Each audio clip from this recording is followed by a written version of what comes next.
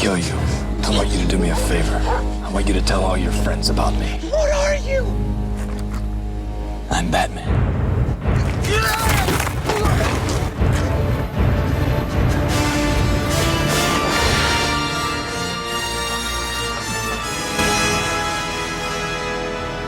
Welcome to the Superhero Cinephiles. My name's Perry Constantine. And I'm Derrick Ferguson. And today, how you doing, Derrick?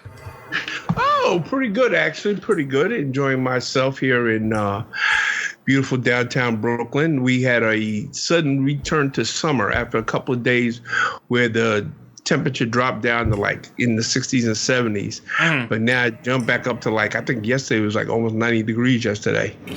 That's actually been the norm here in southern Japan for like the past month or so. When I came back from Chicago, it was just like hit with a wall of heat, and it's still like that now. Really? Wow. Yeah. I meant to ask you, does it get like really hot over there? Oh yeah. And pretty, because we're kind of like on the globe, like we're kind of positioned in Florida area. So it's pretty warm out here. We don't get like any snow. Well, we get like one day of a light dusting of snow at the most, and then it's gone by the afternoon. But yeah, it stays pretty warm here. Doesn't actually, especially, with global warming and everything, it doesn't actually start to cool down until like November now. Really? Although it can feel pretty cold because, at least inside, because Japanese homes aren't really well insulated. Why is that? I don't know, actually. I think it might have to do with construction standards. Well, I think like the old construction standards, it used to be that you keep the house kind of lightweight so that the air can easily pass through, so it keeps it cool in the hot months. Okay. And also, I think it has to do with like earthquake standards, because something about the construction of the homes, it makes it easier to withstand earthquakes and that kind of thing. I don't know exactly, but something like that. Okay, I got you. Although newer homes, they're starting to improve on that, and they're starting to use a bit more insulation, things like double paned windows and that sort of thing. Interesting.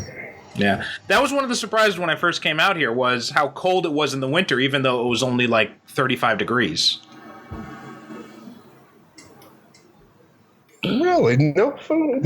Yeah, because you know what?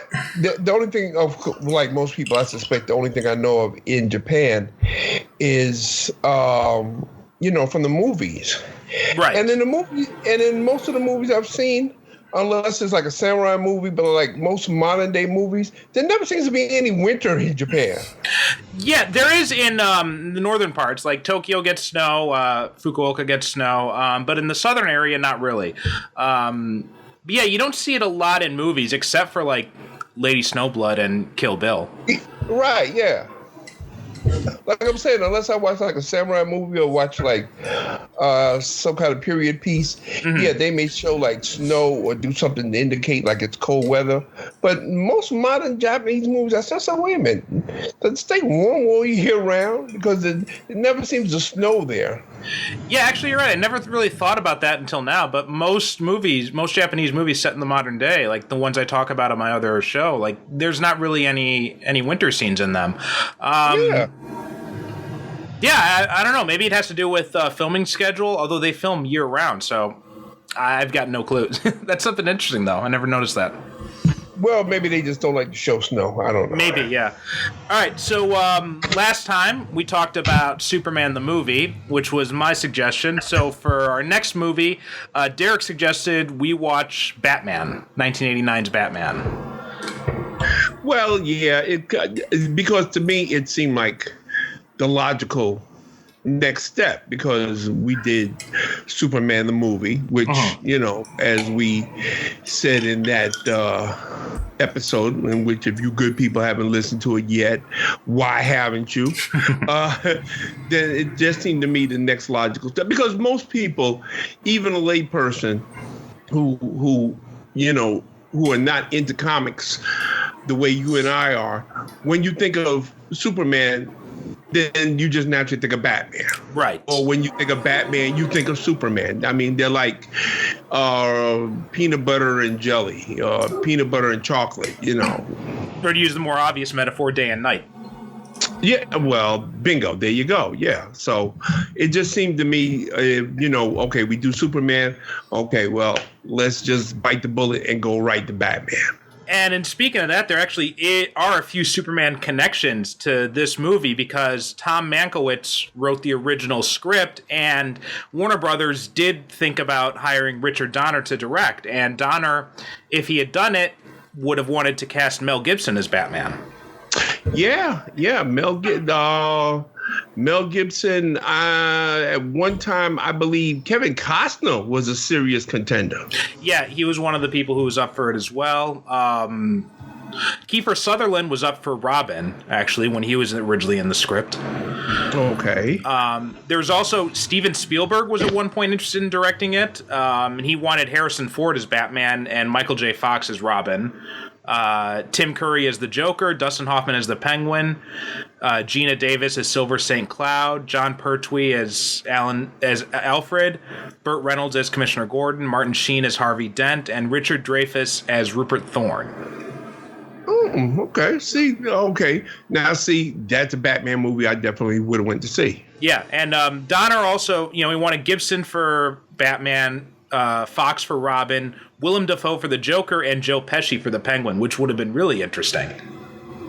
Joe Pesci, okay, yeah, I could definitely see Joe Pesci as the Penguin. That would have been a really good choice. Matter of fact, he probably would have been better. I know, a lot of people, they love Danny DeVito as the Penguin, but, and yes, folks, I know we're not talking about Batman Returns. We'll get there eventually, but I tend to digress, so just live with it. While I love what he did, I felt that he really like went too far out there in some regards. I think a lot of that is also on Burton as well. But I think if you had done like the more comics accurate Penguin, who was kind of like this wheeler and dealer mob type guy, then Joe Pesci would have been perfect. Right. Yeah, exactly. Now, see, that's what I think of. I think that if Joe Pesci had done it, that's what we would have got. We would have got more like the mob boss. Yeah. Type of Penguin, as opposed to the one we got in, with the. And as a matter of fact, Danny DeVito was adamant he did not want to play it at all. It was Jack Nicholson that talked him into playing it. Jack Nicholson told him, listen. And Jack Nicholson also did the same thing to Morgan Freeman, because Morgan Freeman wasn't really interested in being in Batman Begins. But then Jack Nicholson talked to him. He said, look, ask for a ton of money and do it, and you won't have to work again if you don't want to. And that's what he exactly basically. Yeah. That's what he told Danny DeVito. He said, "Listen, ask for a ton of money and go put your kids through school, man." And Danny DeVito said, "You know something? That's exactly what he did. He said the money that he made just from Batman Returns, paid for his kids' schooling." Yeah, and so who they eventually ended up decided going with. Was Michael Keaton, who was not considered a good choice at all. Like me, I was a little kid when this movie came out. I was born in '83. This came out in '89. I don't think I even saw it in the theater. I only saw it on home video. But you were a grown man at the time. So what was it like back then in the lead up to this movie when they announced like Michael Keaton and all that? The ramifications of Michael Keaton playing Batman resonated so strongly in this country that it was even a front page story of the Wall Street Journal, if you can believe that. Yeah. And this is before superhero movies were considered anything. Like today, that's not a surprise, but back then that would have been unbelievable. Oh, well, if there had been an internet back then, forget about it. The world would have cracked in two. Right. There wasn't but Warner Brothers did get they said they got literally thousands upon thousands of letters and postcards and telegrams begging them, no, please do not let Michael Keaton play Batman because everybody was convinced that Michael Keaton played Batman. This movie was going to be a comedic disaster.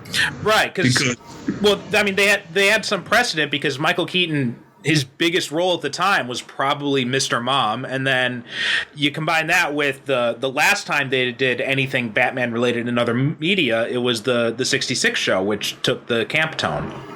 Right, yeah, and remember, Michael Keaton was just coming off of, because I believe Beetlejuice came out before this, yeah. Right, yeah, Beetlejuice had come out, before this. So, I mean, you can understand why people felt the way they did when they said, okay, this movie's going to be a comedian. As a matter of fact, Warner Brothers, in order to massage the public, they threw together, the most bare bone trailer you could ever imagine. This trailer did not have anything except a couple of scenes from the movie. It didn't have what we think of as a trailer nowadays. It didn't have any credits. It didn't have any music. Mm-hmm. Seriously, it didn't have nothing. You went to the movie theater and if you saw the trailer, you saw like 30 seconds of scenes with the Batmobile, a brief scene with Jack Nicholson as the Joker, and a couple of scenes with Michael Keaton as Batman, and that was it. Yeah, and that's but it was. And they screened that randomly, like they just chose a random theater to show it on, and then it becomes such a hit, like it got a standing ovation that it ended up being bootlegged at comic conventions after that. Yeah, because but it had the desired effect in that the public at large said, okay, maybe this isn't going to be as bad as we thought it was going to be. Yeah. Now,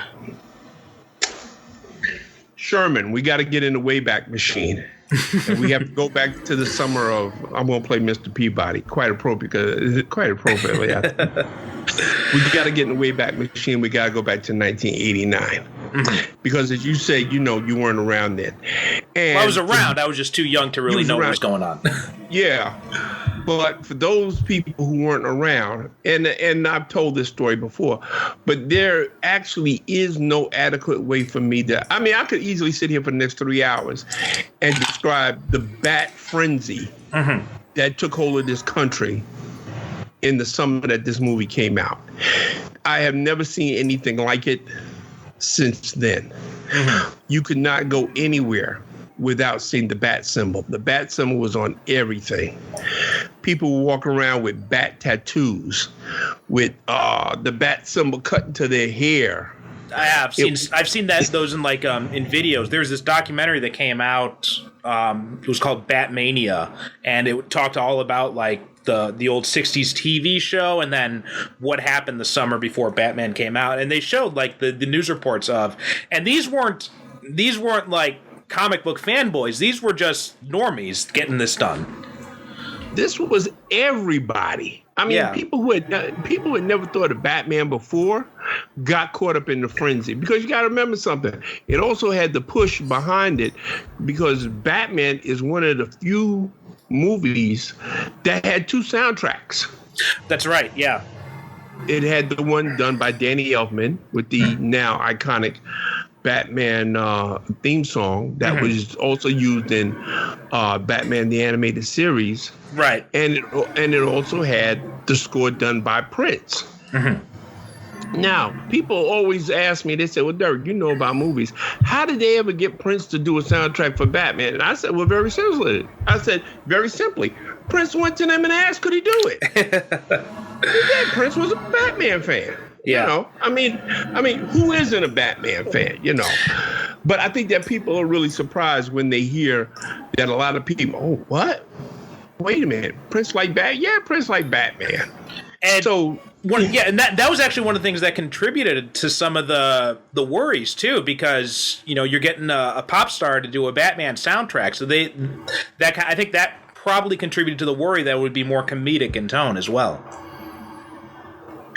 Well, that's if you didn't know Prince. Right. If you know Prince, and then when people did actually start to hear the music from the movie, that did a lot to say, okay, this is going to be a major production. But yeah, like I said, you could not go anywhere that summer without either hearing the Prince music or seeing the bat symbol somewhere, everywhere, anywhere. And the night that I went to see it, and I'll never forget it because it was one of my favorite movie going experiences in my life. First of all, you got to recognize that was kind of an extraordinary summer for movies. Anyway, we had a James Bond movie, License to Kill. We had not only a Nightmare on Elm Street movie, but a Friday the 13th movie. Do the Right Thing, Lethal Weapon 2. Damn. Me and a bunch of friends of mine, about 6 or 7 friends of mine, there was a midnight showing of Batman on Broadway. So what we did, we all met up. We went to see Indiana Jones and the Last Crusade. Was that also that year too? It was also that summer. Yep. Wow. Went to see that. Came out of that theater. Went to dinner, and then walked 2 blocks up to the theater where they were having a midnight showing of Batman. In the crowd that was waiting outside, you had people in costume as the Joker, the Penguin, Catwoman, every character you can think of from Robin. People came in costume to see this movie. Yeah.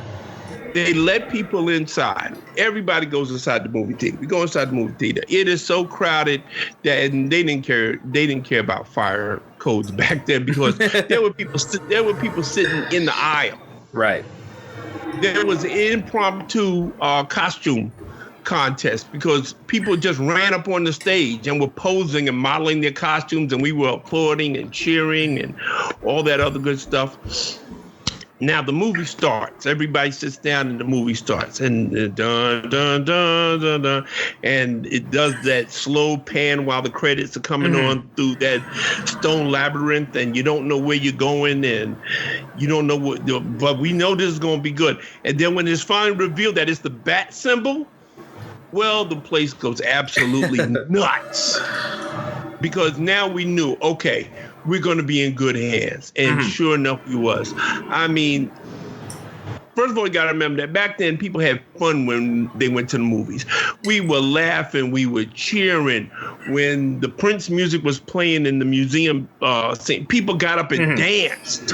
You know, we were cheering at the right parts. We were laughing at the right parts.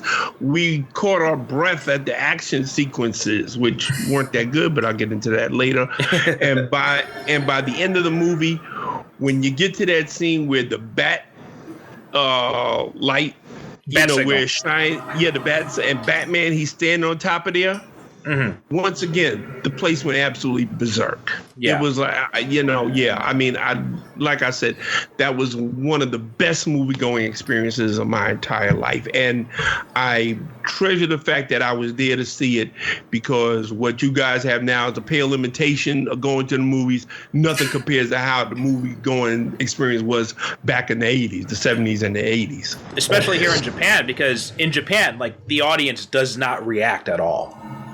Yeah, like, I've heard that. There are no audience reactions. It's the first movie I saw here in Japan was The Dark Knight, and I'm like laughing at jokes and everything, and everyone around me, everyone's quiet. And then there have been a few exceptions. Like when I saw Deadpool 2 in the theater, people were laughing and getting into the jokes there, and when I saw Infinity War, people cried at the end. Yeah. But other than that, like, there's almost no reactions from Japanese audiences in a movie theater. And even my girlfriend, like, she has, she's Japanese. She's got 2 different modes. Like, when we're in the theater, she doesn't really react to the movie at all. But when we're watching, we can watch that same movie at home, and she gets into it. So it's like 2 different versions. It's I don't know how they do it. I guess that's like a cultural thing. It is, but I just don't. It's just amazing that they can hold it in like that, especially when they're seeing a movie for the first time. Well, here in America, the only other like when I went to see Black Panther and the 2 Avengers movies, that's the only time that I had a movie going experience comparable to going to movies back in the 1980s. Yeah. Where people were cheering and clapping and leaping to their feet and standing ovations, everything like that. Yeah. I mean, back in the 80s, we did that all the time. Right. But now people, and also when people walked out of the movie theater, there would be a line of the people waiting to get to go to the next showing, right? Right. People would ask you to tell them about the movie. Mm-hmm. Like, see, of course, now everybody's saying, "Oh, spoilers." Nah, people would ask you, "Okay, well, what happens?" Mm-hmm. They would ask you, yeah, and you tell them, and they still go in to see the movie anyway because it was a completely different. It was a completely different planet back then, folks. That's all I can tell you. Mm-hmm. It was. So, now, were you like a Batman fan of the comics before the movie came out? Oh, absolutely. Okay, so what was your first impressions coming out of the movie then, being a fan of the comics leading into it?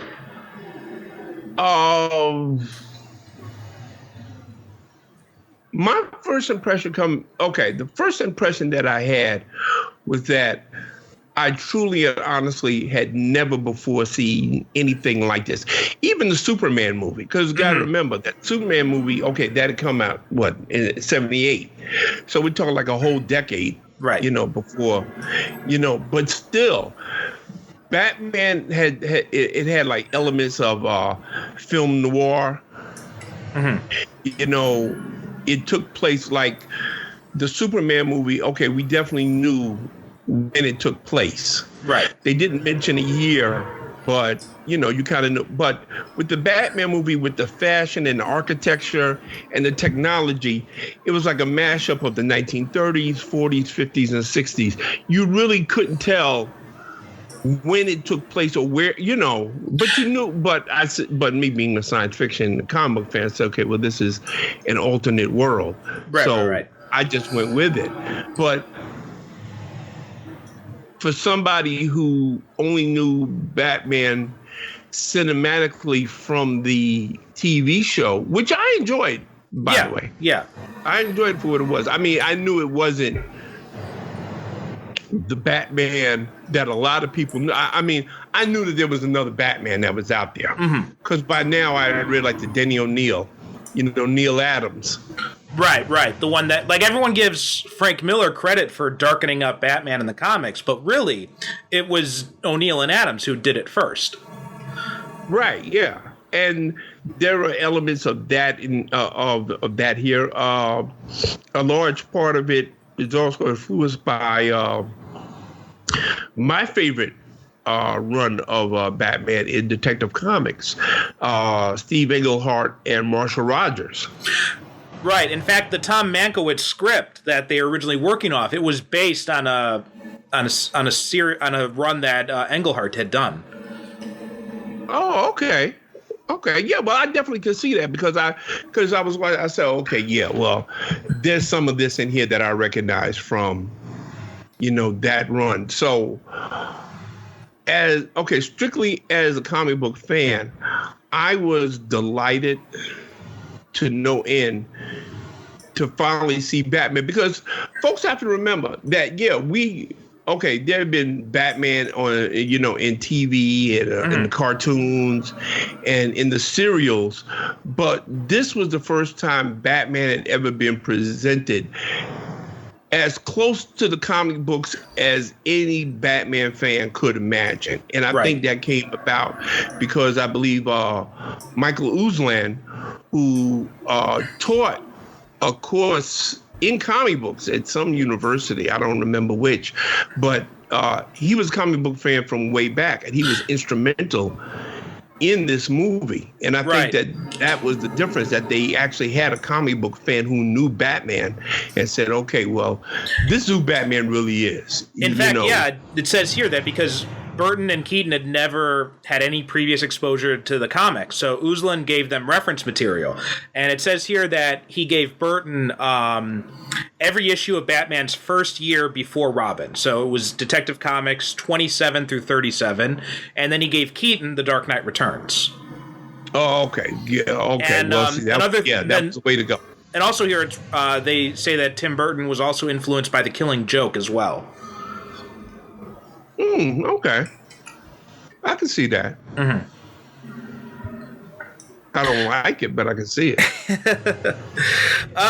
So, like, my experience going, like, this was really kind of my first exposure to Batman that I remember. So, really? Yeah. Because I was the comics? Well, no, it was 1989. I was 5 years. I was like, 5, 6 years old at the time. So yeah, I didn't get into the comics until later. But yeah, there was this, and then it was, I don't remember which I was exposed to first, because back then Fox was had the Batman TV show in syndication. So like, I've got memories as a kid watching both.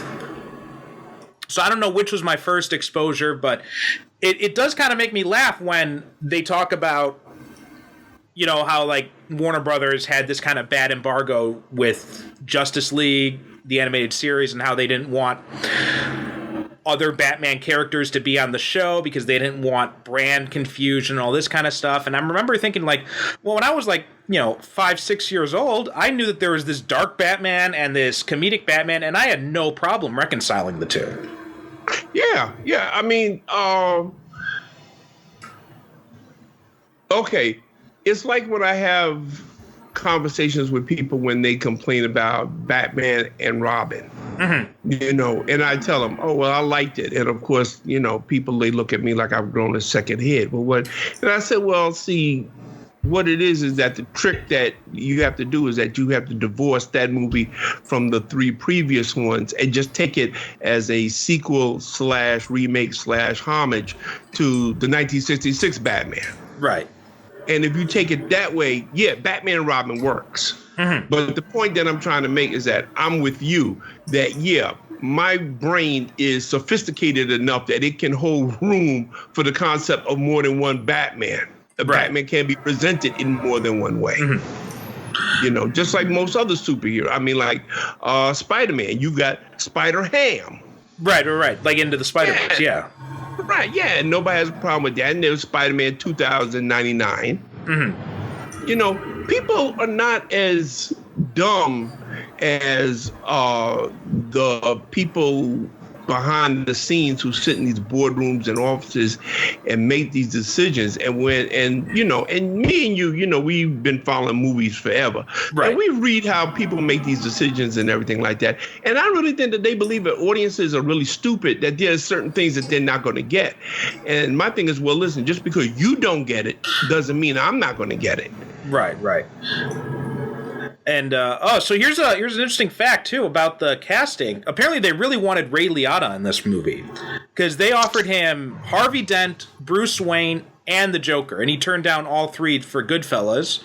Although he said he later regretted that because he realized like what a big cultural phenomenon Batman was and what an amazing opportunity it would have been. I actually saw Ray Liotta give like an informal kind of talk or something like that. I went to a book signing and he was there. And, people was asking him questions, stuff like that. And they asked him, well, what movie role, because everybody always asks an actor that, well, what movie role do you like? I was watching an interview today with Denzel Washington where Jamie Foxx asked him, well, what role do you regret turning down? He said, oh, well, they wanted to give me the Brad Pitt role in Seven, and I turned it down. Oh, that would have been interesting. I said, whoa, really? So they asked, Ray Liotta. He said, oh, Batman. He said, really? He said, yeah. They said, if I wanted Batman, he said, I could have had it. That would have been an interesting pick, yeah. Yeah, and know what? Having seen Ray Liotta in a whole bunch of stuff, I have no doubt that he could have pulled it off. Oh, especially. What was that movie he did with John Cusack, Identity, where he plays the serial killer posing as a cop. Right. Oh, he was great in that. And like that shows like he could do that whole like dual personality thing really well. Such an underrated movie. Yeah, really good film. Yeah, but I have no doubt that if he had taken the role, we would be talking about him now the same way we talk about Michael Keaton. Right. Because And that's actually a good part to move into because, let's talk about Keaton's performance because like we said, everybody's thought he couldn't do this. But one of the things that really intrigued the producers about Keaton was Clean and Sober and the way he uses his eyes in that movie and like how much he communicates with his eyes. Like he's got these really intense eyes. Yeah. Now, see, me, okay, I had seen Clean and Sober. So I seen Clean and Sober. I said, okay, yeah, this guy can play Batman. Right. He can do it. And then after that, there was another movie that he made called One Good Cop. It was an action movie that he made. That will, and everybody said, oh, okay, well, we should have known. Of course, now you got people that say, oh, yeah, well, that was a terrific casting choice. I said, get out of here with that bullshit. You were one of the ones who was burning him at effigy, talking about burn the witch. It happens all the time. Happens all the time. Like people did that with Heath Ledger too. I remember the backlash against him. Everyone's saying that, why are you going to get a gay cowboy to play the Joker? And my response to that is always, well, first off, he's played more than just one role in his life. And second, have you ever seen the Joker? I mean, his obsession with Batman has often been compared to like a homosexual obsession to begin with. So it's not that big of a leap. Right. Exactly. As a matter of fact, what was it? I'm trying to think. There was some graphic novel or something like that. The where Dark it Knight was Returns. Okay, that probably was it. In the Joker's narration, he's always referring to Batman as darling. Right. Okay, that's what I'm thinking of. Thank you, partner. That's what I'm thinking of. Yeah. So, there's always been that subtext in the relationship between Batman and the Joker that there is some kind of homosexual attraction that the Joker, although I don't particularly subscribe, because me personally, I don't think that the Joker has any sexual attraction to anything, really. Even Harley thing, that whole thing with Harley is more like him having control over her. Exactly. Yeah. And, he likes being able to, his whole thing was that he liked being able to twist his normal psychologist and make her as crazy as he is, which is what he would love to do to Batman. Did you read Scott Snyder's run on the Batman comics? No. Okay, I recommend you check that out because his take on the Joker was really cool, and it was more of kind of like he saw himself as Batman's court jester. Yeah, exactly. And it was a really good, like he did 2 stories with the Joker. The first one was called Death of the Family. And that was a really good dive into like the Joker Batman psychology. So I recommend you check out that run. It was really good. Because I'm one of those people that, I don't know if you do, you probably do because you're just about as brilliant as I am. I'm one of those people that subscribe to the theory that the Joker full well knows that Batman is Bruce Wayne, but he doesn't care. Because he doesn't care about. Yeah, he doesn't care about Bruce Wayne. He cares about Batman. Exactly. Yeah. There was Wayne, I think that was actually one of the plot points in the Death of the Family or in one of the other stories where he goes to him as Bruce Wayne. He meets the Joker as Bruce Wayne, and the Joker acts like he doesn't know who he is. Yeah, because Bruce Wayne means absolutely nothing to him. It's like that John Byrne story. Remember the story he had, the Lex Luthor story, where Lex Luthor finds out that Superman is Clark Kent, and he said, that's a bunch of bullshit. Right. He refused to believe it. He doesn't think he's a come because he's so clouded by his own. Because, well, if I had all that power, I wouldn't hide as a human, Right. He couldn't see what was right in front of his face all the time. Yeah. Excuse me. And then Michael Keaton in this movie, like he did a few different things that became kind of like trademark for Batman. Like the whole thing about using a deeper voice. I'm Batman. That was Keaton's idea. That was something he came up with, and it became so influential that it became used in every other iteration of the character. Yeah. Because okay, first of all, I love the way that in this movie, unlike the Superman movie, where we're almost like an hour into the movie before we actually do see Superman. Right. In Batman, no. In the first 5 minutes, bam, okay, we get Batman. You know, and it's the perfect introduction. That's one of the things I like. They really don't play up the origin story here at all. We don't see the origin until right before the final battle, and even then, it's just like this quick flashback. Yeah, which is exact because okay, let's face it, we all know the origin of Batman, but however, this is unusual in that even though Batman, like I said, we've seen him in Saturday morning serials and animated and TV series. This was the first time on screen we ever saw, the Waynes being killed. Exactly. Yeah, they never even mentioned it in the original TV series. I don't think. No, they didn't because, that was for television. Right. And it was kind of, sensitive and everything like that because remember, we got on Harriet, she was introduced as a character because the network was nervous and they said, well, we got 3 men living in the house together. We don't want people thinking that, excuse me, we don't want to think that there's anything, going on in Wayne Manor. Mm-hmm. So, but yeah, Michael Keaton, when he does that whole thing, that whole rooftop fight, even though Burton is not an action director at all. No, he's not at all. But he sells that scene. That's one of the few action scenes that he sells. And I love that Batarang because to me, that's like a homage to the 1960s. Right, as well. When because it folds out like the 1960s Batarang. And the whole way that thing is set up where he slowly floats down and we don't know how he's doing that at first. It's, oh shit, how is he doing that?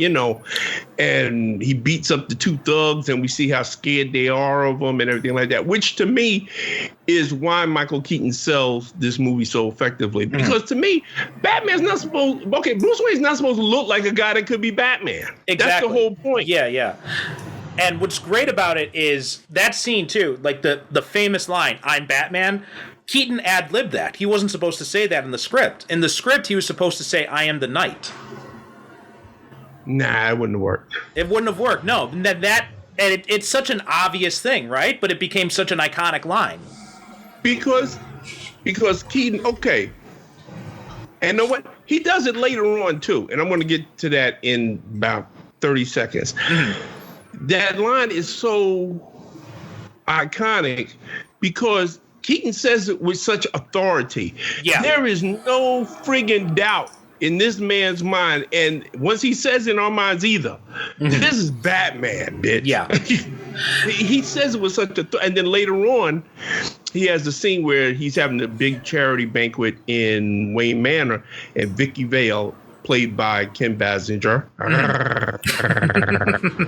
and the reporter Alexander Knox, played by Robert Wuhl, another great comedian. They're going through, this whole hall of ancient suits of armor, and I love that scene because, like a lot of scenes in this movie, and that's one thing I want to get into later on, is that there's very tight economic scenes that tell us a lot about these characters. But they're walking through this hall and they're looking at all these suits of armor and everything like that. And they stop in front of one and Alexander Knox says, okay, well, I wonder where he got this from.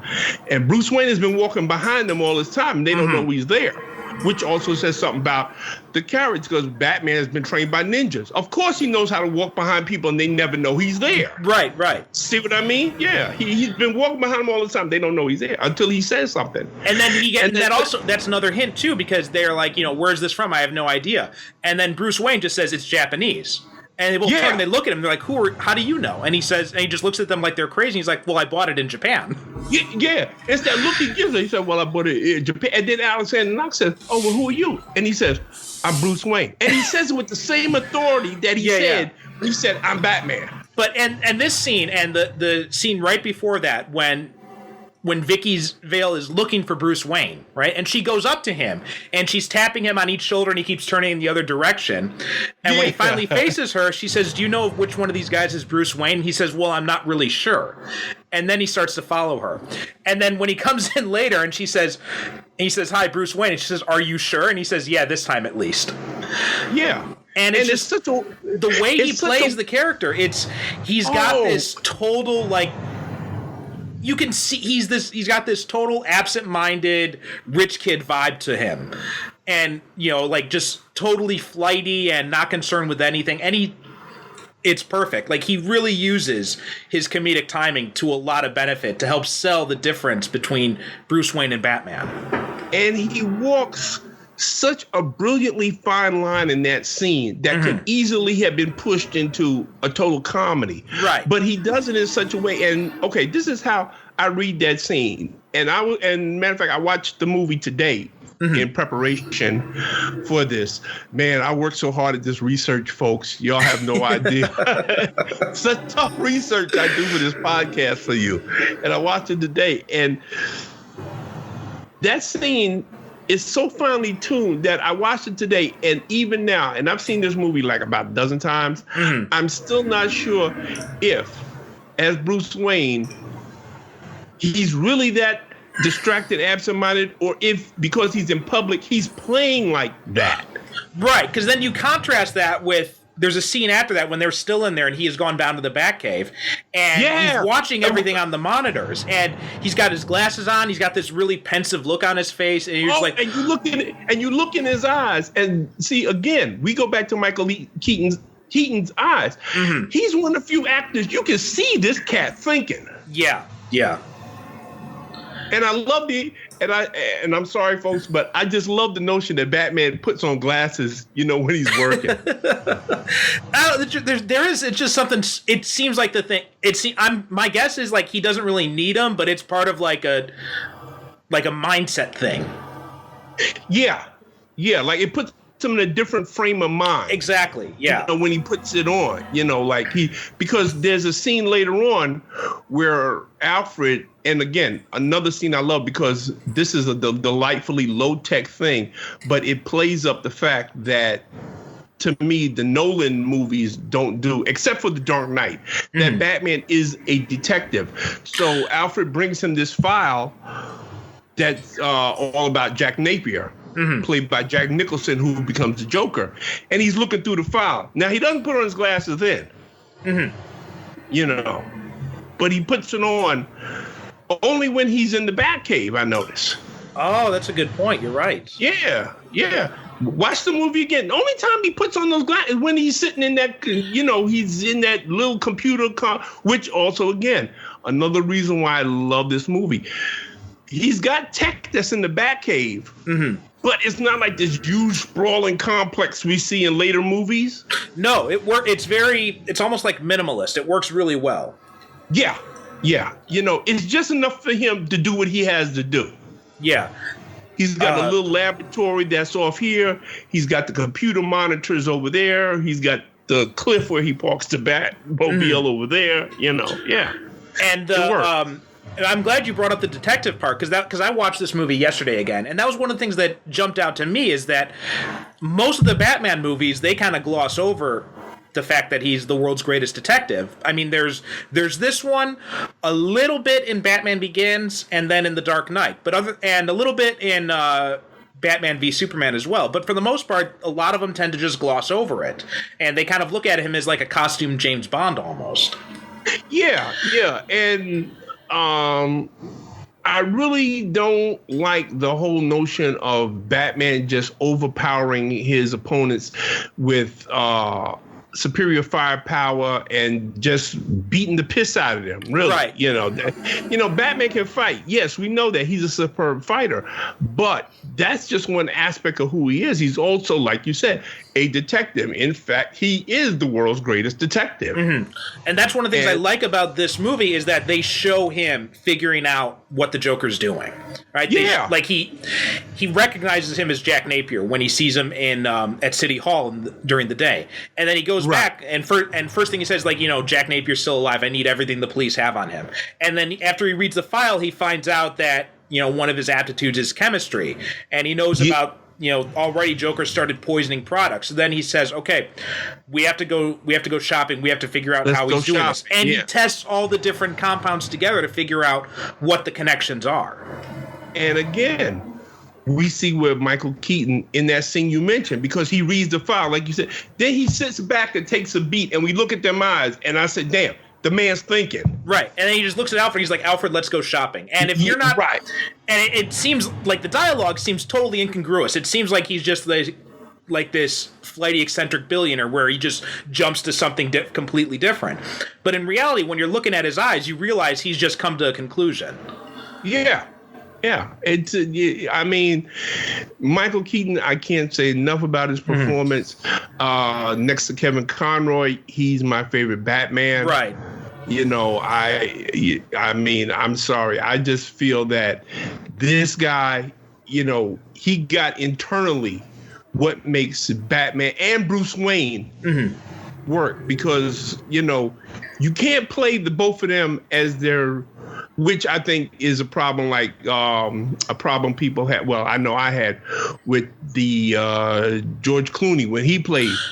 George Clooney did nothing different between Batman and Bruce Wayne. He did full-on Adam West, where he didn't change his voice or anything like that. Right, exactly. That's what he did. He did a full-blown Adam West.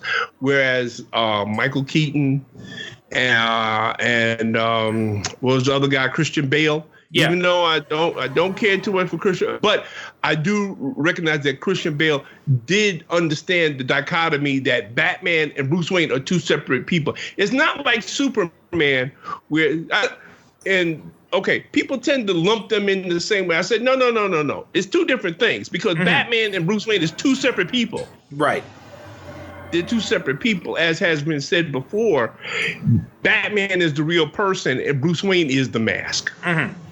Because Bruce Wayne actually died that night when his parents was killed. Right. And that's when Batman was born. You know, it's not like Superman, who had nurturing parents and grew up and everything like that. Superman is an identity he adopts. Well, there's one episode of Batman Begins that did, or not Batman Begins, Batman Beyond, that did this really well, where Bruce Wayne is hearing like there's some sort of mind control thing or something like that, or I can't remember all the details. But at the end, Terry McGinnis, the young Batman, his protege, he asked him, well, how did you know you weren't going crazy? And Bruce Wayne says to him, he's like, because the voice in my head referred to me as Bruce. And he's like, that's not what I call myself. And Terry's like, well, what do you call yourself? And he's like, oh. And he's like, but that's my name now. And then Bruce says, tell that to my subconscious. Ooh, I never saw that episode. Now I gotta find it. Yeah, but know something? Yeah, exactly. That's it. Yeah, because in his head he doesn't call himself Bruce. He doesn't call himself Bruce. Right. In his own head, because he's not Bruce. He's Batman. Exactly. Yeah. Right. Bruce Wayne is somebody who he pretends to be. Exactly. But he's actually is Batman. And touching on Michael Keaton, like to bring in Batman Returns a little bit, because they show another aspect of Bruce Wayne in that movie when he's in the meeting with Max Schreck at the beginning. And you find out, and like, you know, it's obvious Schreck goes in there thinking Bruce is this, you know, flighty playboy. He's someone I can easily trick into helping me out. And Bruce is, you know, he's flat out completely serious, and he shows that he takes his business seriously and he knows what he's doing. Yeah, I think because he takes like a folder or something like that, he flings it across the desk, and he tells him, Max Schreck, listen, I'm gonna fight you on this one. Exactly, yeah. And you know, Max you see those different aspects. And then right after that, he goes out of the elevator and he meets Selina Kyle, and he switches right back into flighty billionaire mode. Yeah. I mean, it's an amazing performance, you know, because as I said, Michael Keaton, he gets what makes Batman and Bruce Wayne tick, and he knows how to make both of them work. And, you know, like I said, he's in that boardroom with Max Schreck, and we see that, okay, this is the take no prisoners side of Bruce Wayne. Exactly. This is the cutthroat businessman. But then, like you said, he goes outside, he meets Selena, he's immediately smitten. And now he's the guy, you know, that we saw in this first movie at that party where he's sticking pins into the dip, and he's knocking over the champagne glass. Yeah, it's a performance that I, especially after watching it again today, I was just sitting there and I was in awe of it, because I said, you know something, this is really something special. And I can see why this performance became such a landmark in the career of Michael Keaton. And the mythology of Batman, because, you know, like we said, he was the one who created that lower voice thing for Batman, because Michael Keaton was like, how do I differentiate Batman and Bruce Wayne? And he had like a bunch of different suggestions to Tim Burton, and he suggested like different contact lenses or something like that. But then eventually he settled on the voice. And he sells it so well, works so, and which the only other person who's really been able to do it as effectively is Kevin Conroy, because you had, you know, Christian Bale in the Nolan films. He tried, but, you know, it was like this really, it just didn't really work. It sounded like he had a sore throat. Yeah, Christian Bale never found his See, every actor who does Batman has to find his own Batman voice. Yeah, and Christian Bale never found his Batman voice. No. Yeah, and then and Warner Brothers got smart after that, and so when they did Batman v Superman, they decided to take a cue from Smallville and Arrow, where they had Green Arrow use a voice modulator. And that works so much better. It's much easier to do. It takes a lot of pressure off them. Yeah, because as an actor, you want to protect your voice. Yeah. So you can't, you know, there's only so far you could take that raspy, growly voice. Right. You know, before you know, like you said, before you start doing some kind of damage to your voice, and okay, well, now I got to take a couple of days off, you know, to protect my voice. So, it makes a lot more sense. In The Dark Knight, they actually did use post-production on the voice, but the problem was, because Batman talks a lot more in The Dark Knight than he did in Batman Begins. But the problem was, in Begins, Bale had already established this kind of like gravelly, growly voice. They had to keep that in the sequel, and it just doesn't. And then it just felt overdone at that point. And as a matter of fact, you know, at least to me, it becomes distracting after a while. It does, yeah. Whereas it's not scary. It's not scary. It's just distracting. Like, dude, why are you talking like that? There was a parody video after The Dark Knight came out where it was like the interrogation scene. It's like Batman grumbling all that, and the guy who's playing the Joker's like, "What is that? Is that Bat? Are you speaking Bat to me? What is this?" Yeah. I mean, like, dude, here's a lozenge here. You know. But Keaton does, because his voice, it's lower, but it's not like loud or anything. It's just very kind of, I don't really know how to describe it, but it's just like this. It's like this low intensity. It's not overbearing or anything. It's almost like quiet. It's almost like a dark whisper type of thing. But again, just like when we were talking about in the Superman episode, which again, folks, for those of you who haven't listened to it, why haven't you? Mm-hmm. When we were talking about that the best special effect in the movie was just Christopher Reeve using his voice and his body to show us how Superman could pretend to be Clark Kent. Right. And we saw it right in front of us. Well, Michael Keaton does the same thing with his voice, and then he creates a whole other persona for Batman just using his voice. And Tim Burton said that Keaton didn't really find his voice until after he put on the Batsuit. And part of the reason was because Keaton couldn't hear anything when he was in the costume. And he was claustrophobic, so he used that claustrophobia to like fuel his Batman persona. Oh, cool. And taking it back to the Bruce. Well, go ahead. Yeah. No. I was just gonna say again. We go back to the thing where like now we've got like these big $500 million CGI spectacles and everything like that. These guys had a little bit to work with, and they made it work to their own advantage because they had to figure stuff out because they didn't have a whole team of CGI. It's not like, not take away anything from Robert Downey Jr. because he was brilliant as Tony Stark. Right. You know, but he had a whole team of CGI guys to help him create Iron Man. Mm-hmm. You know, Keaton didn't have that with Batman. Right. He had to work with what he had, and he did it, and he did it in spectacular fashion. Yeah. What I want to mention was the dinner scene with him and Vicky Vale. And they're sitting at that long table. And she has to shout across the room to get his attention. Oh yeah.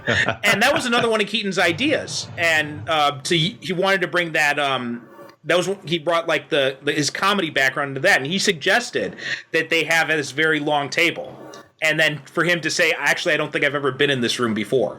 Oh, that is, I love that. Because he looks around, and again, we got to go back to the eyes. Yeah. The way he's looking around, he convinces you. And well, she's like, shit, do you like eating in here? And he's just like, oh, yeah. And then he just kind of takes a minute, and he just looks around. He's like, actually, I don't think I've ever been in this room. And he said, you know what? I've never even been here before. Alfred, what is this room? What are we doing? And, you know, you buy it because you figure Bruce Wayne's probably a guy who he wakes up in the morning, maybe he eats in the kitchen, but then he goes right down to the Batcave and he spends all his time in there. Unless there's like something like they have like the charity ball, that there's whole sections of Wayne Manor that he closes off that he never uses because there's no reason, because he never goes there. Right, yeah. Yeah, I could totally see that. And you get the feeling that scene when he's in there, like he probably uses that dining room to kind of intimidate. Like she's probably not the first woman he's invited over, and he probably uses it as a way to like kind of intimidate them and make them think that he's like this flighty billionaire who doesn't take anything seriously, and then he kind of gets rid of them that way. But with Vicky, there's something different going on. And that's a good segue into another aspect of this movie that I like, in that we're presented with a superhero who apparently and obviously has a healthy sex life. Yeah. You get the feeling that this is not the first time he does this, because the next morning after they sleep together, you know, he lies about how they're going out of town. Yeah, right. Yeah, that's his first. Oh, yeah. Well, oh, no. Me and Alfred, you know, we're going out of town. You know, so... Yeah, you kind of get the feeling that, yeah, you know, Bruce Wayne, he doesn't have a problem, you know, getting a little when he wants to. And then he says, okay, Alfred, well, you know, just take him back to Gotham City and, you know, tell him I'll call him. Just like Tony Stark at the beginning of the first Iron Man movie. Yeah. But that's a movie that we got a lot later, so we were like kind of like expecting. You didn't expect Batman to go to bed with a girl on the first date, right? You know, you said, "Whoa, this is," and I love the scene where Vicky Vale, she wakes up and he's not in the bed, and she looks over and he's hanging upside down. I said, "Oh, well, of course. How else would Batman sleep?" That's one of the things that kind of always kind of like weirds me out about it. I think like at that point, like I think you're kind of getting too much into the Bat angle when you show him sleeping upside down.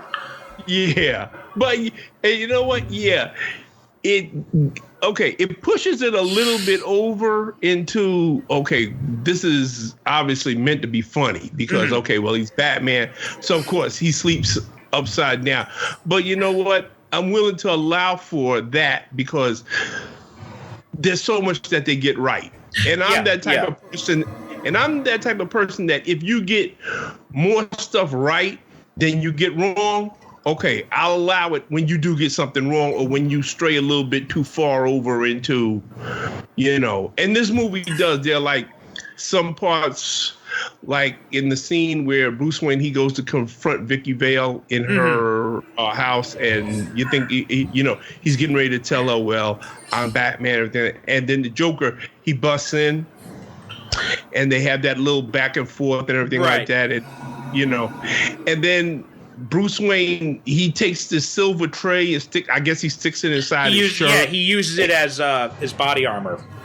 Right. Now, how he knew the Joker was going to shoot him right in that exact spot, you know, that's a scene not like shoot him in the face or something like that. Or shoot him in the head. Yeah, that part always, like when I was rewatching it, I was thinking the exact same thing. That scene doesn't quite work very well. Yeah, and okay, that's a scene that you say, okay, well, but that just points up the clumsiness of how Tim Burton handles action scenes, like in the scene in the Flugelheim Museum where Batman rescues Vicky Vale. And then they had that car chase. Yeah. Well, they have the car chase, and then for apparently no reason at all, they get out of the Batmobile. Yeah, and that car chase has got to be the slowest car chase in history. Oh my God, I can run faster than that. I know. Letting them cars are moving. Yeah, and then they get out of it and they have the fight scene that's in the alley, and then they get back in the Batmobile. There was no reason for them to get out of the Batmobile the first place. It was just an excuse to show Batman fighting him, which was kind of a bad move because, again, like you said, Burton doesn't really do action scenes all that well. No. I mean, the only good thing about that fight scene, and this is one reason why I think that the stiffness of the bat suit actually works, because of course the actors and the stuntman, Keaton, he always complained that he could never turn his head. Right. Because when he turns, he had to turn his whole body. But I kind of like that because that means that whoever the stunt person is in there, they have to move there's an economy of movement. We don't get a Batman that's fighting like Bruce Lee. Right. When he moves, it's a very decisive move that ends the fight. Like there's one guy, he just straight up kicks his ass in the chest. Bam!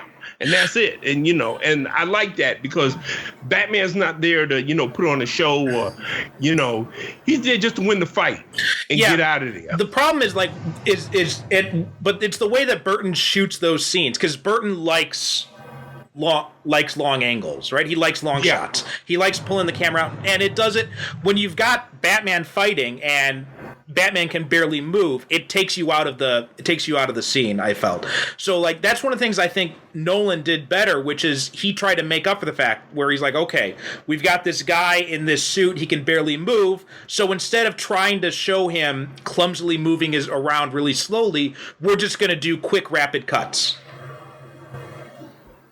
And actually, the best Batman fight scene on film was in Batman versus Superman.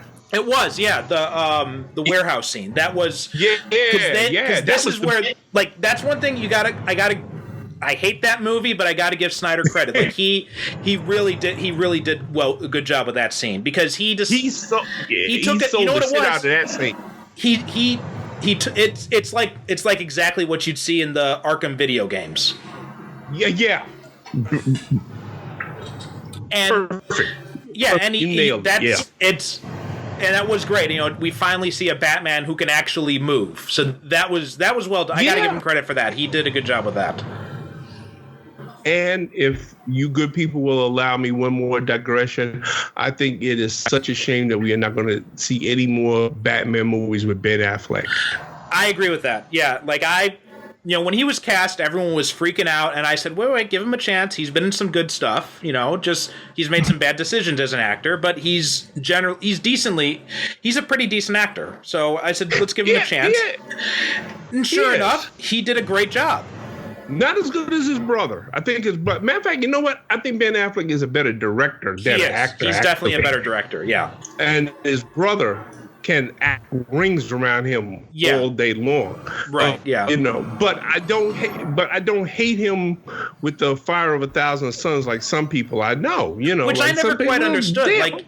Even in Daredevil, I thought he did a good job in Daredevil. Yeah, I mean, he's not that bad, folks. I mean, come on, he's not that. Okay, he's no Sidney Poitier, but he's no schlub either. I mean, the guy doesn't know about it, Batman doesn't require a whole lot of range. I love the character, but we're not talking. Jeez, I can't even think of a good comparison. You don't have to be Laurence Olivier to play Batman. There you go. Yeah. Quite simply, you don't. However, let me say this. I was confident that Affleck could play Batman. I just didn't think he could play him that well. Mm-hmm.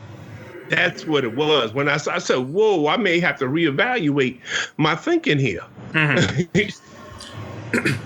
But yeah, I was willing to give him a shot right from the beginning. So, but we could talk about that when we end up getting to that movie. Yeah, when we end up getting to that eventually, because sooner or later we're going to get to Batman versus Superman, folks. Yeah. So, and there's going to be some.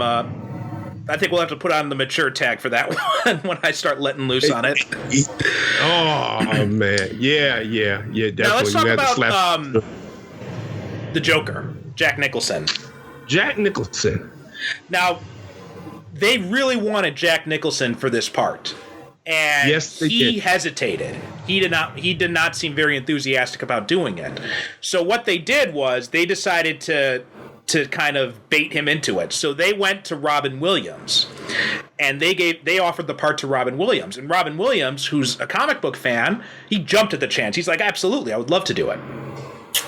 Then they go back to Jack Nicholson and they tell him, well, if you say no, we've already got Robin Williams willing to come on. And then Jack Nicholson said, okay, I'll do it, but I also want the, like a percentage of the gross. Right. Which made him, like, as of 2003, that was the single movie record for an actor's salary, because he ended up pulling in like around $60 million for that part. And again, folks, just let me stick this in real quick. You got to remember something. Okay, back then when this movie was made, that was a deal that was unheard of in Hollywood. Exactly. That was a revolutionary deal as far no actor in the history of Hollywood before that had got that deal. Jack Nicholson was the first one to get that one. Okay.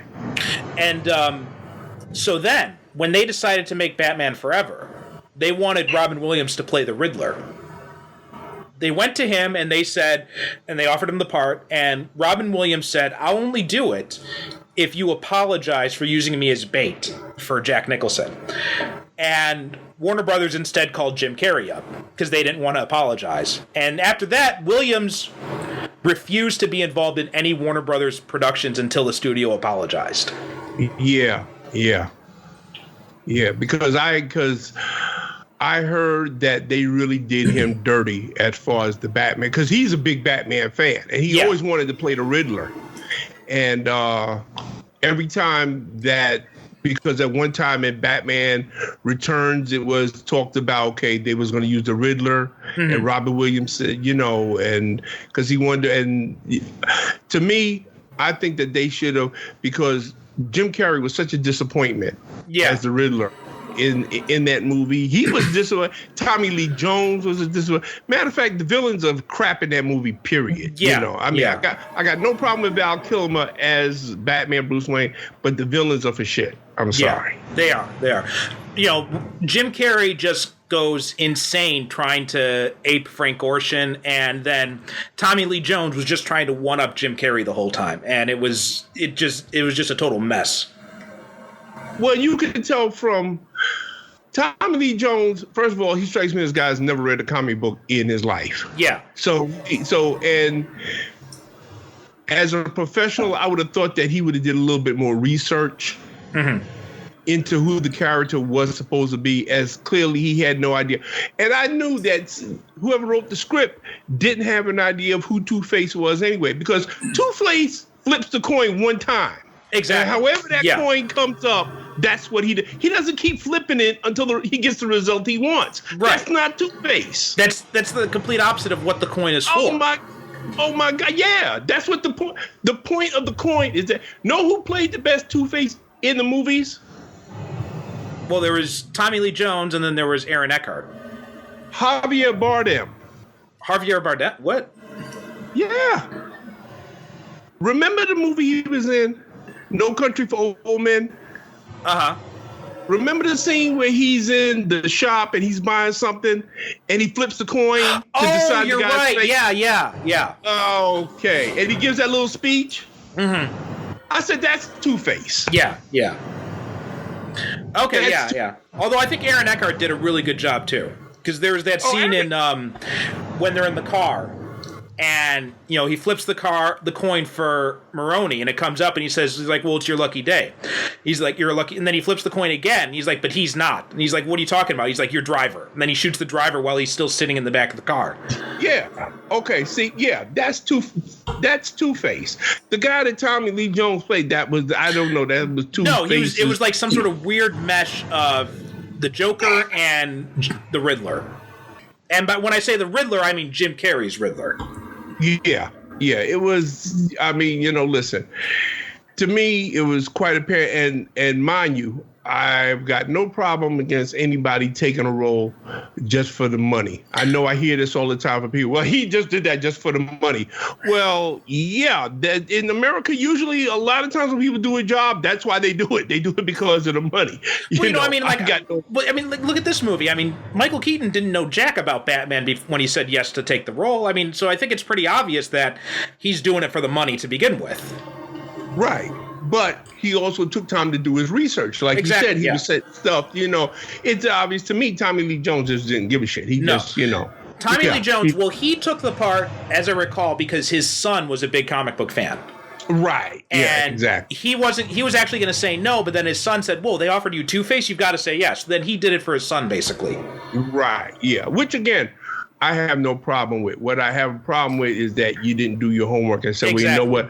Let me at least find out who this guy is I'm supposed to be playing. And actually, you know something? I think that if Tom Lee Jones actually had done that, he probably would have been more intrigued with the character and said, you know something? There is something to this guy that I can work with. Yeah. Now you compare it to Billy D. Williams, who plays Harvey Dent in this first movie, and who wanted to play Two-Face. Like that. Well, he even had a clause in his contract saying that he would play Two-Face if they used Two-Face in a movie. And then Warner Brothers had to buy out his contract. Do you know, and this is something that I found out, do you know that Billy D. Williams is still getting paid? Because he didn't play, yeah. Are you kidding me? Know who else is still getting paid? Who? Marlon Wayans. No shit. For Robin, for Batman Returns. Right, who was hold on a second, folks. Okay. That's my phone. Yeah. That's my bat phone. Okay, that's for my wife. She'll pick it up upstairs. Okay. No, I got an extension down here because I do have people bothering me. And I usually have my cell phone turned off during the day because I hate telephones, folks. For those of you who know me, you know what I'm talking about. For those of you who don't, one of my jobs, they insist on communicating by phone, and I'm just like, just send me a fucking email.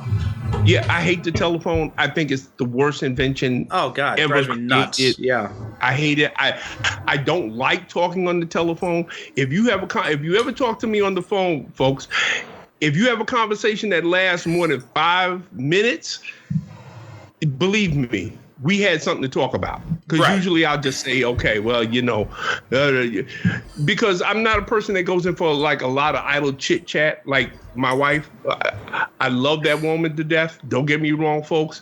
But I've never seen anybody that can stay on the phone for 2 or 3 hours talking about absolutely nothing. I'm the same way. I can't stand it. I got family members who they always want to they want to communicate on the phone, like, and I'm just like, can't we just do it through email, or can't you just send me a message on Facebook or something? Because that way I can do other stuff instead of having to sit there with my attention captured for 2 hours, 3 hours. Now I know what you people are thinking. Well, Derrick, you're talking to Perry right now on Skype, and isn't that kind of like the telephone? Yes, but we've got something to talk about. Yeah. We are actually discussing something. Outside of this show, you and I never talk on the phone. No. We never talk on the phone. Exactly. Yeah. No, we don't. We communicate by email. Right. Yeah. Or on Facebook. That's how we communicate. Yeah. Exactly. Yeah, I mean, now, if I had something to really talk to you about, I would call you up. And matter of fact, if I did call you up on the phone to say, okay, listen, Perry, I got to talk, you say, oh, shit, somebody must have died. Right, something's important then. All right. Okay. So now, getting back to, we were talking about Billy D. Williams as possibly playing Two-Face. Oh, yeah. Marlon Wayans is still getting, because okay, this is how I found out, because my wife, who is a YouTube fanatic, she was watching some interview show, and Marlon Wayans was on there because he was talking about the new Netflix movie that he has, Sextuplets. And during the course of the conversation, they were talking about, of course, again, they were asking him about roles that he missed and passed up on. He said, I was supposed to play Batman, and he was talking about to play Robin. Right, Robin. And he said, he said, I'm still getting paid for that. And they said, what? How you still get? And he explained about the deal. He said, yeah, Billy D. Williams has got the same deal too. They said every time somebody gets a copy of, Batman, Billy D. Williams, they got to cut him a check. They got to cut Marlon Wayans a check because they was not in Batman Returns as they had been promised. And Batman Forever, yeah. So, and it's crazy because I bet Tommy Lee Jones is not still getting paid for Batman Forever. So, if they had just let him play Two-Face in the first point, it probably would have. They probably would have had to spend less money on it than casting Tommy Lee Jones to phone it in. Because my understanding is that Michael Keaton was going to do Batman Forever until Tim Burton walked. And when Tim Burton walked, and it was the beginning of the end. Like Michael Keaton was still interested, and he spoke with Joel Schumacher. And actually, they cast Rene Russo to play the love interest because it was assumed that Michael Keaton would be around still. So, but then after meeting with Joel Schumacher, Keaton decided, okay, this isn't what it used to be. I don't think this is a good fit, and he backed out. And so then they cast Val Kilmer, and then they thought Rene Russo was too old to play his love interest, and then which is bullshit to begin with. But then they went with Nicole Kidman. Yeah. And Marlon Wayans, they had went so far. There is footage of him, being fitted for costumes and stuff like that. And, there's still pictures of him in costume as Rod. He was supposed to be in the movie. And he said, to this day, he said, anytime there's a Blu-ray of Batman Forever, sold, he said, I get a check.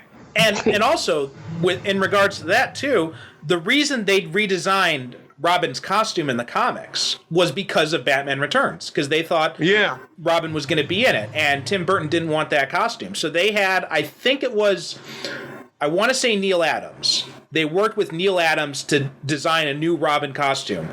And that's why for anyone who was around back then, or if you look up the images online, you'll remember that when they had the Batman Returns toy line, they had a Robin figure.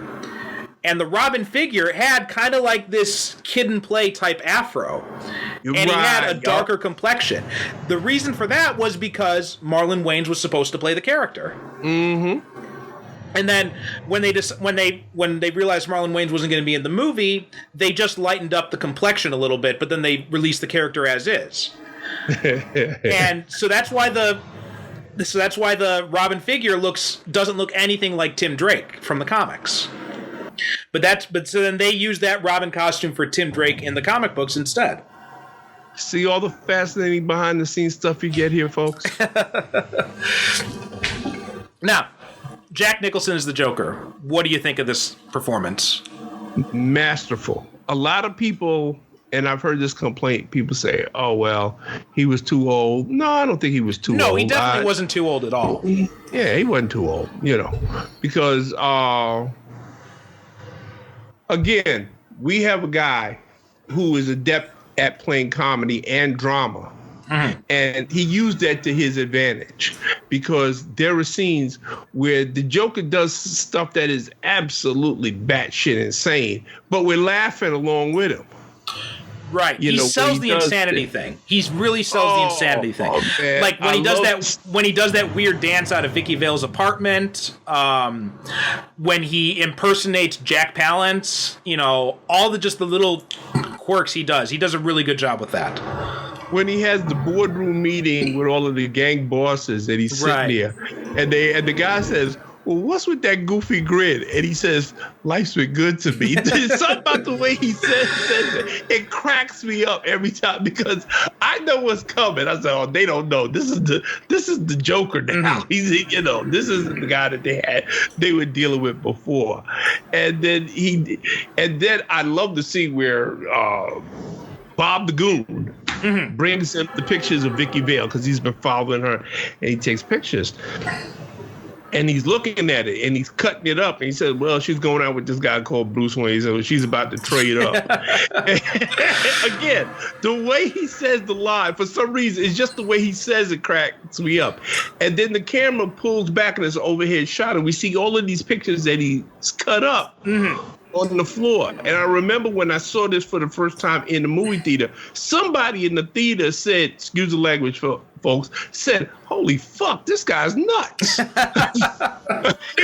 Well, also when they talk about Batman on the TV show and that he uses the punching glove gun on the TV, and then he gets all pissed, and then he says, "This town needs an enema," and he starts blowing into the noisemaker.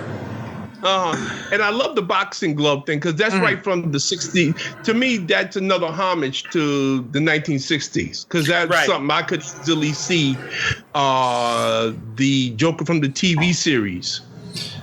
Although, you know what's weird is that all his men just wear black leather and sunglasses. And then in Batman Returns, the Penguin gets the clown gang. Yeah. That struck me as a little bit odd when I was watching it yesterday. And also then you got in Batman Forever and Batman and Robin, all the gang members, they all get the themed costumes, even in The Dark Knight, right? He's got guys in clown masks and everything. Yeah. But Joker in the first Batman movie, and despite being a more comics accurate Joker than Heath Ledger, he's got all the little toy weapons and all that kind of stuff, but he doesn't have the Joker gang.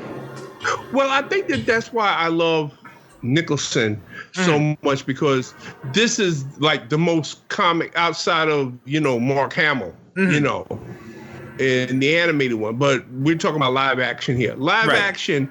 This is like, okay, this is the Joker. I saw Jack Nicholson do this. Okay, this is the guy I've seen in the comics. I recognize this guy. He does, because see, and again, it's little goofy things that he does, like in the museum when they're defacing all of the different paintings. And again, he says these little things that crack me up. He says, "Oh, the $1 bill." Yeah. And also but that was one of the scenes where they used the Prince music perfectly in that scene. Yeah. And I mean, you gotta love a bad guy that parties to Prince. I mean, come on. Oh my God! It's just and it's and the guy's getting ready to break a statue or something like that, and he stops him and says, "Nope." He said, "I like this one." Oh yeah, the painting. It was some like really like Gothic type painting. He's like, "Oh, I actually like this one." And it's just like I think that Jack Nicholson accurately got across the randomness of the Joker, because at any point in this movie, even if you've seen it before, you still are never sure what he's going to do next. One of the things, and what's interesting about that the museum scene is that Jack Nicholson said that was the only thing he had to do as the Joker that made him uneasy, because he's a big art collector. Yeah. But you don't see that watching that scene. He looks like he's having the time of his life. Oh yeah, absolutely. Well, that's another reason why I love his book, because all throughout this movie, he's the Joker. He's having the time of his life. Doing what he's doing. Even at the end, again, he says these one lines that for some reason crack me up. When Batman, they're in the tower. And Batman is saying, "Yeah, well, you made me, I made you, and I made you, you made me first." Yeah, you made me first. He said, and he said, "Yeah, well, you did drop me in a vat full of chemicals or something that." He said, "That shit was tough to get over, and don't think I didn't try." Also, after Batman says, "I made you, you made me first," then he says, he's like, "Well, how childish do you have to get? You say I say I made you, you say you made me first." and then he takes out the glasses and he puts them on. He says, "You wouldn't hit a guy with glasses, would you?" Yes. I mean, he pulls out the oldest gag in the world. He said, "You wouldn't hit a guy with glasses, would you?" Oh my God. Yeah. He's hanging off of the side of this big Gothic cathedral, and he looks in the gargoyle and he said, "What are you laughing at?" But even after he dies, he's got the little laughing bag in his jacket, where it's just like he has to have the last laugh no matter what. Yeah, exactly. Bingo. There you go. That's why, because I've had people say to me, "Well, why does he have that bag?" I said, "Because he's the Joker. He has to have the last laugh." Right. That's what that whole thing is about. But I love. Matter of fact, I love any movie where the bad guy is having a good time being a bad guy. Yeah. And that's exactly what Jack Nicholson as the Joker is doing here.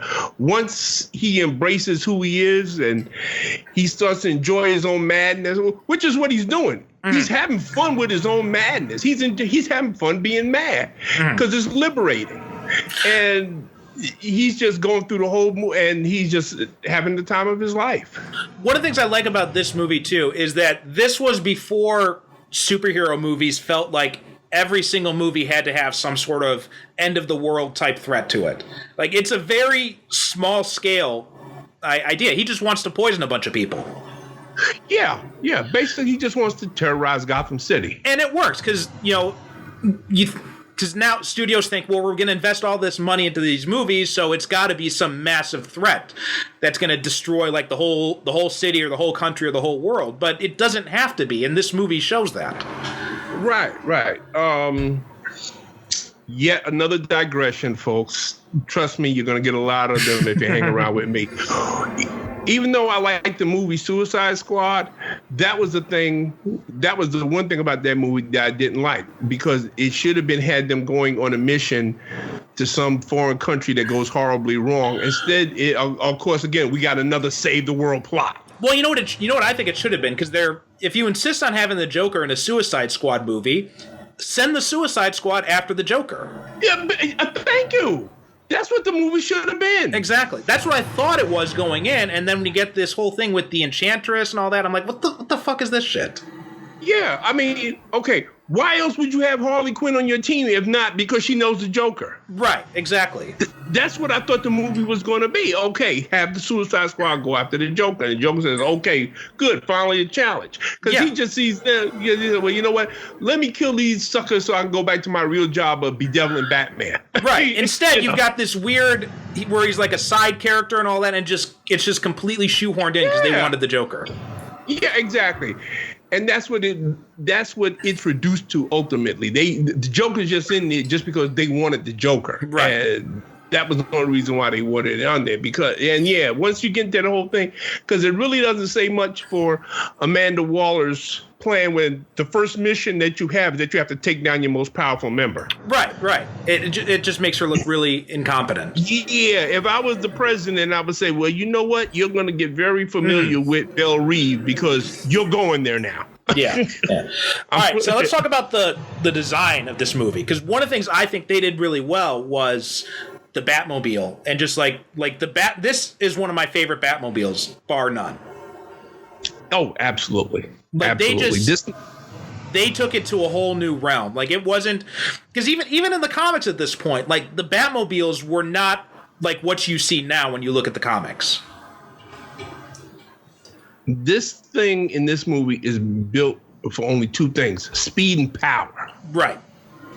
Which is what, because Batman realizes he may have to outrun cops. He can definitely outrun cops in this thing. And, it's like a battering ram on this. And it's a very intimidating looking car. Right. I mean, you look at it and you say, holy shit, it makes you want to. And you look at this, like, you compare it to the Tumbler in The Dark Knight and The Batman Begins, and the Tumbler is not a Batmobile. Like, you look at it, it's just a black tank. But you look at this, and it's Batman's car. Yeah. And it's used to great effect. They have that wonderful scene where after he rescues Vicky Vale, and they're driving back to the Batcave, and they're going through the woods, and it's got like this real spooky music playing, and the leaves are flying and everything like that. The Batmobile is going through the woods. Yeah. Oh my God, that's just so evocative. Also, the way it opens, the canopy, how it slides open just like a Harrier jet. You know why they did that? Yeah. Why? Because when they showed Tim Burton the designs, Tim Burton's looking at it and he's like, where's the door? And they realized they forgot to put doors on the damn thing. So then they had this idea of, well, let's just have the canopy slide forward. And that's become a trademark of the Batmobile ever since.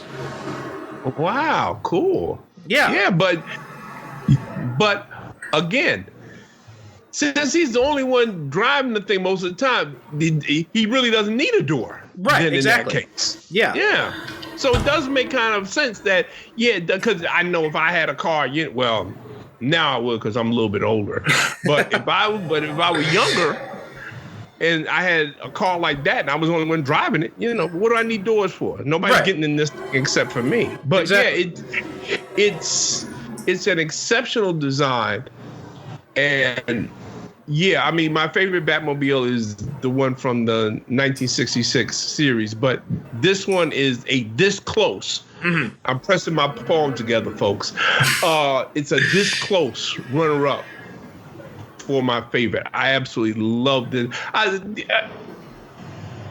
I love the whole design of this movie, the whole look of this movie. Mm-hmm. One thing that I like doing, folks, and maybe some of y'all might want to do this, there's some movies I watch and I will use the controls and I will take all the color out of it and watch it as a black and white movie. I've done this with Batman.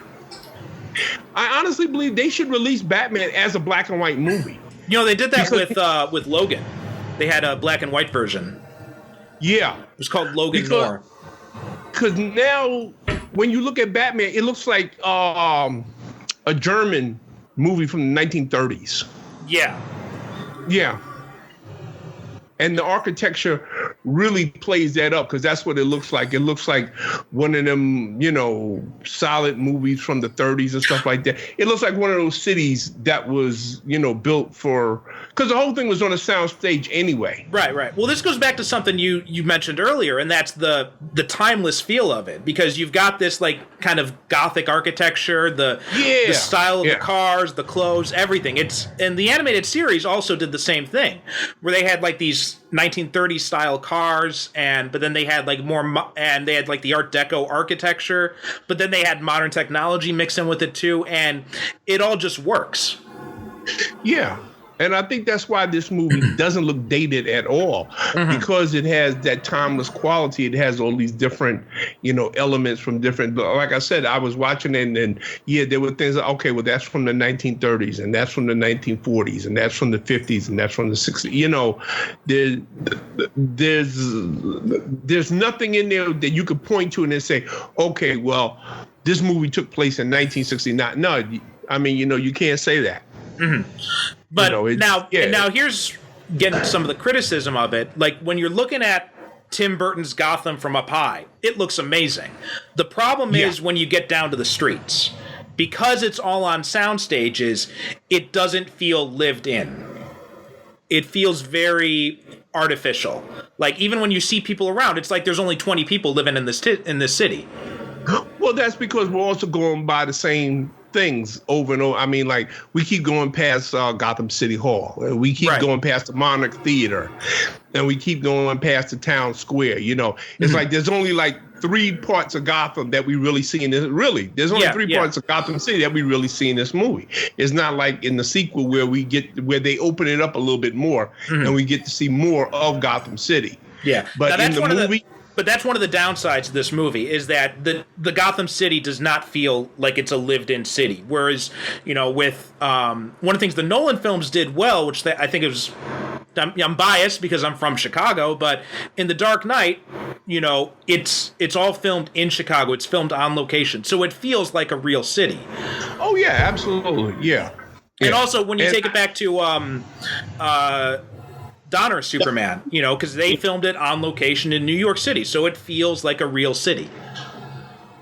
Yeah, I mean, there's no doubt that I like the fact that this movie, Batman, it takes place in its own reality. And I think that in some in all superhero movies, I think it's necessary for them, even though they take place in what is quote unquote the real world, it has created its own reality. Right. So when we watch a Spider-Man movie, we're watching Spider-Man's New York. We're not watching our New York per se. We're watching Spider-Man, and it has to be recognizable as Spider-Man's New York. Even when we're watching Superman, we know that's New York, but it's an acceptable stand-in for Metropolis, because in Superman's world, that's what Metropolis would look like. Right. This movie works very hard at creating its own reality for Batman to operate in, so we can accept Batman in this reality. one of the problems I have, me and you've had this discussion many times. One of the problems I have with the Nolan Batman movies is that to me it works too hard at putting Batman in the real world. Yeah. Which only to me points out why Batman wouldn't work in the real world. In order for Batman to work, you got to put him in a world where he can work. Right. If that makes any sense. Yeah, it does. What are your thoughts on the Batsuit? They used the way they designed it in this movie. Even today when I was watching it in Blu-ray, and there's another thing that I got to point out once I get past the suit thing. You know what? It's still impressive looking. Mm-hmm. It still is. You know, I could see myself if I saw a guy in the middle of the night coming at me in a suit like that, I'd be scared. Yeah, I would. It's a very intimidating looking suit. Yeah, okay. Especially in Blu-ray, it's obviously latex and, you know, rubber and stuff like that. Mm-hmm. But however, in some ways, I find it more aesthetically pleasing than, say, the Batsuit in the Nolan movies, which to me is like, to me, that suit is just too busy. You know what? I do like the Nolan suit, but one of the things I think that this movie did that they first started backing away from in Batman Forever and then they completely abandoned in Batman and Robin is that they don't emphasize the bat symbol. And then the Nolan films had the same problem too, where it's the symbol is just like this raised part of the costume, but it's not highlighted anyway. It doesn't draw the eye at all. But this one, they kept the yellow oval, and so then it instantly draws the eye. Yeah. I'm someone who prefers just the bat silhouette on the chest. I like that look for Batman better. But the reason is it works is because it's differentiated from the rest of the costume. Whereas when you have an all black costume and there's no outline or anything, it just doesn't work. Right. Yeah. And you know what? It's not dramatic enough. Right. I mean, it's like Superman's S. When you see that S, you say, "Oh shit!" You know, shit is about to get real. Now, when you see that yellow bat symbol, yeah, you know shit is about to get real. And for those of you listening to this who don't know, because that was the thing that was going on way back there. Well, why would Batman have that big yellow thing on his chest?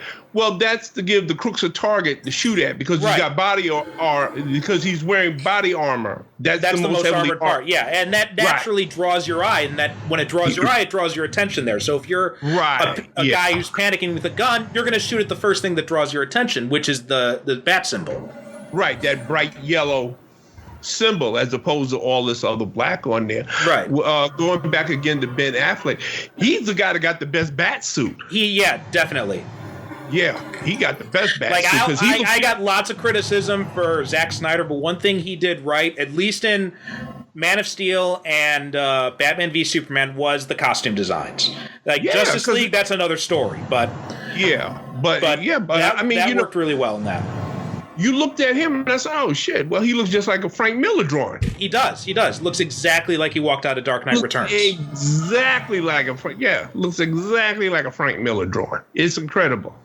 But what were we talking about again? We were just talking about the overall design of the costume. Okay, yeah, the overall,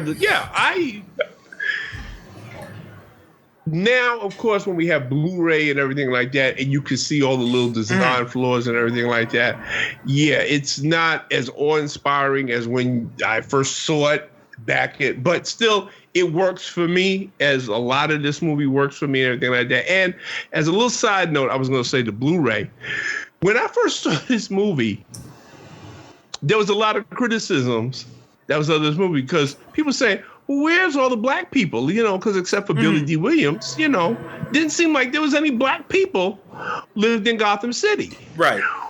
Now, when I first got the Blu-ray and I watched it, I said, holy shit, because there's all these black people that's in the movie now that I never saw before. Really? If you look at the crowd scenes in Gotham City Square and everything like that, there's tons of black people walking around. Oh, wow, I didn't even realize that. Well, you know what? This is the thing that always blows my mind when I watch a movie that I may have seen umpteen times, then I get the Blu-ray and I watch it, and I'm saying, wait a minute, they must have added shit in here because all this stuff wasn't in this movie before. And I've seen this movie a dozen times. But now all of a sudden I'm seeing things in there I never saw before. Right. I don't know if it's because of the picture quality, you know, the resolution and everything like that. Maybe that's it, why I never saw it before. But yeah, folks, there are black people in Batman.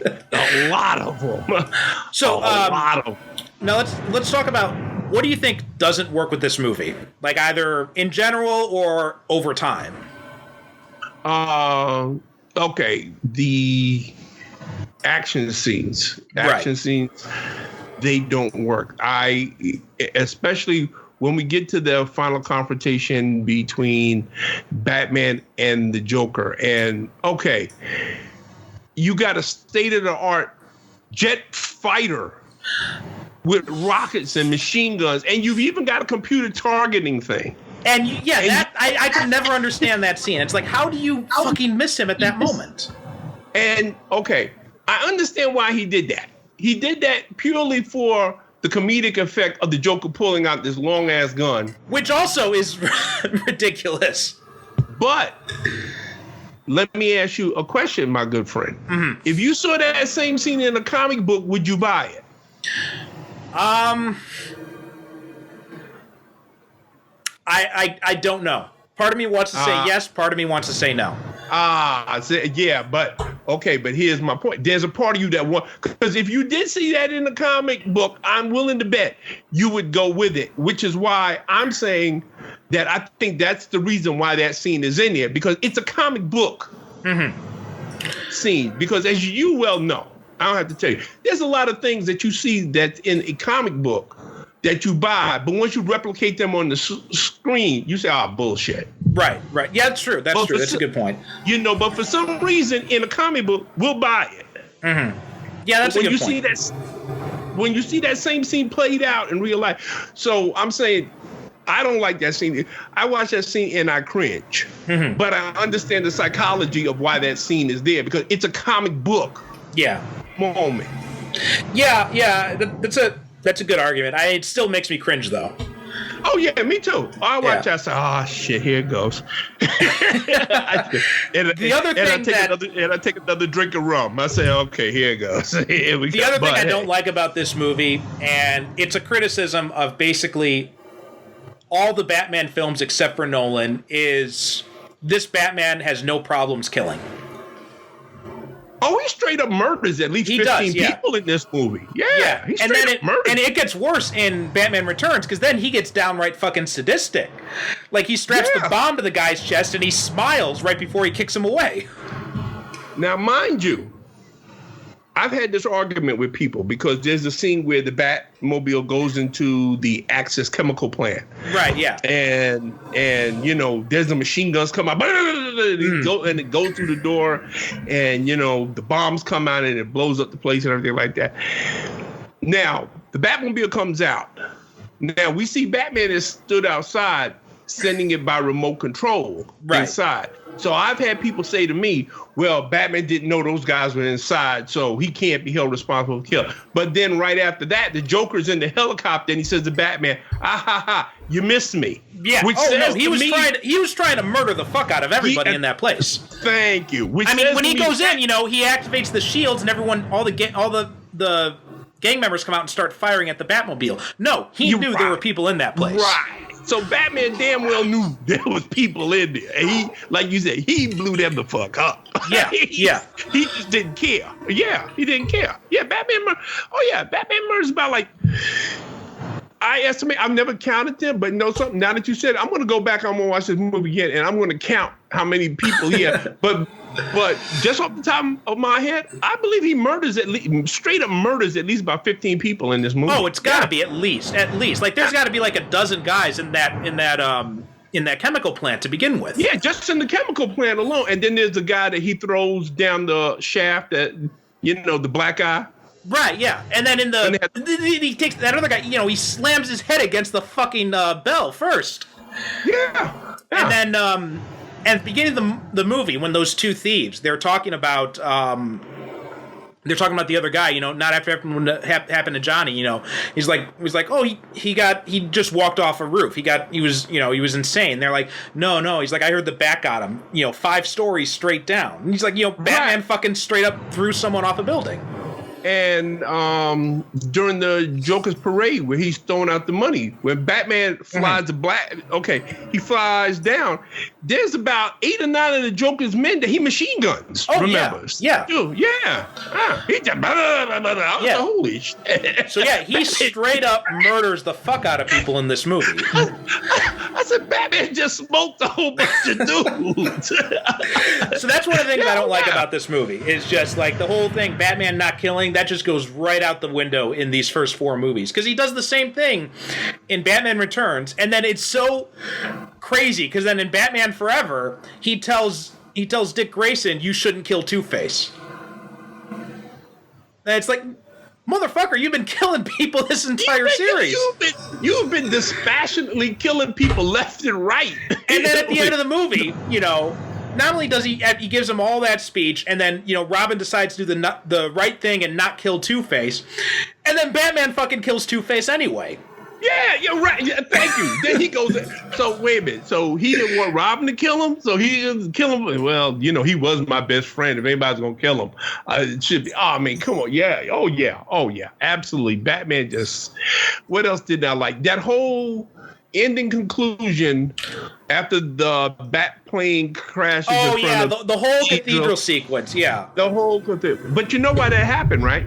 Yeah, because they didn't have it. They didn't know how to end the movie. Yeah, exactly. They filmed that. They didn't have an ending because Jack Nicholson reportedly at one point turned to Tim Burton and said, well, why am I going up this cathedral? And Tim Burton said, I don't know. Just go up there. We'll figure it out. I'll tell you once you get up there. And then because he hadn't figured out what why the reason is. Yeah, that whole, except for the dialogue. I like the dialogue. The dialogue is great. Yeah. The dialogue is great. But the actual action that goes on up there with him doing the goofy dance with Kim Basinger, who we need to talk a little bit about too. Yeah. Before we wrap this up.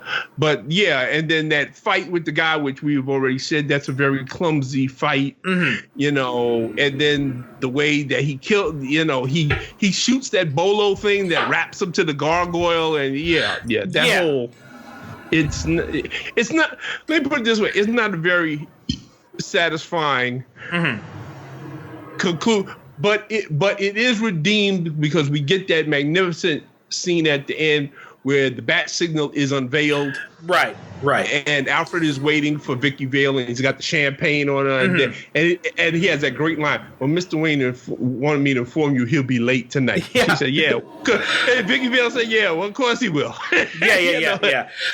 But actually, that brings me to something else that's a criticism of this movie, and that's Commissioner Gordon, where he has jack shit to do in this movie. No, wait a minute. And that is one of the things I like about the Nolan movies is that they elevated Gordon, because before Robin, before Nightwing, before Batgirl, Commissioner Gordon was the closest thing Batman had to a partner out in the field. And they're downplaying Commissioner Gordon's role to that much where he doesn't really do anything in this movie. That's a little disappointing. Yes, he does have something to do in this movie. He has that scene where he is us for one moment when he's in the Axis chemical plant and they're looking for Jack Napier and he's running around taking an axe to all of the, chemical things, stuff like that. Right. And Commissioner Gordon looks up and he sees Batman standing on the catwalk above him. And he goes, oh my God. And the way Pat Hingle sells that, because at that moment, he's us. Yeah, that's true. Yeah, Batman, he's seen Batman for the first time, and that's all he can say is, "This is the commissioner who's seen a whole bunch of shit in his time, and this has just scared the shit out of him." Yeah, because he's seen Batman for the first time, and he downplays him in this movie. I agree with you on that.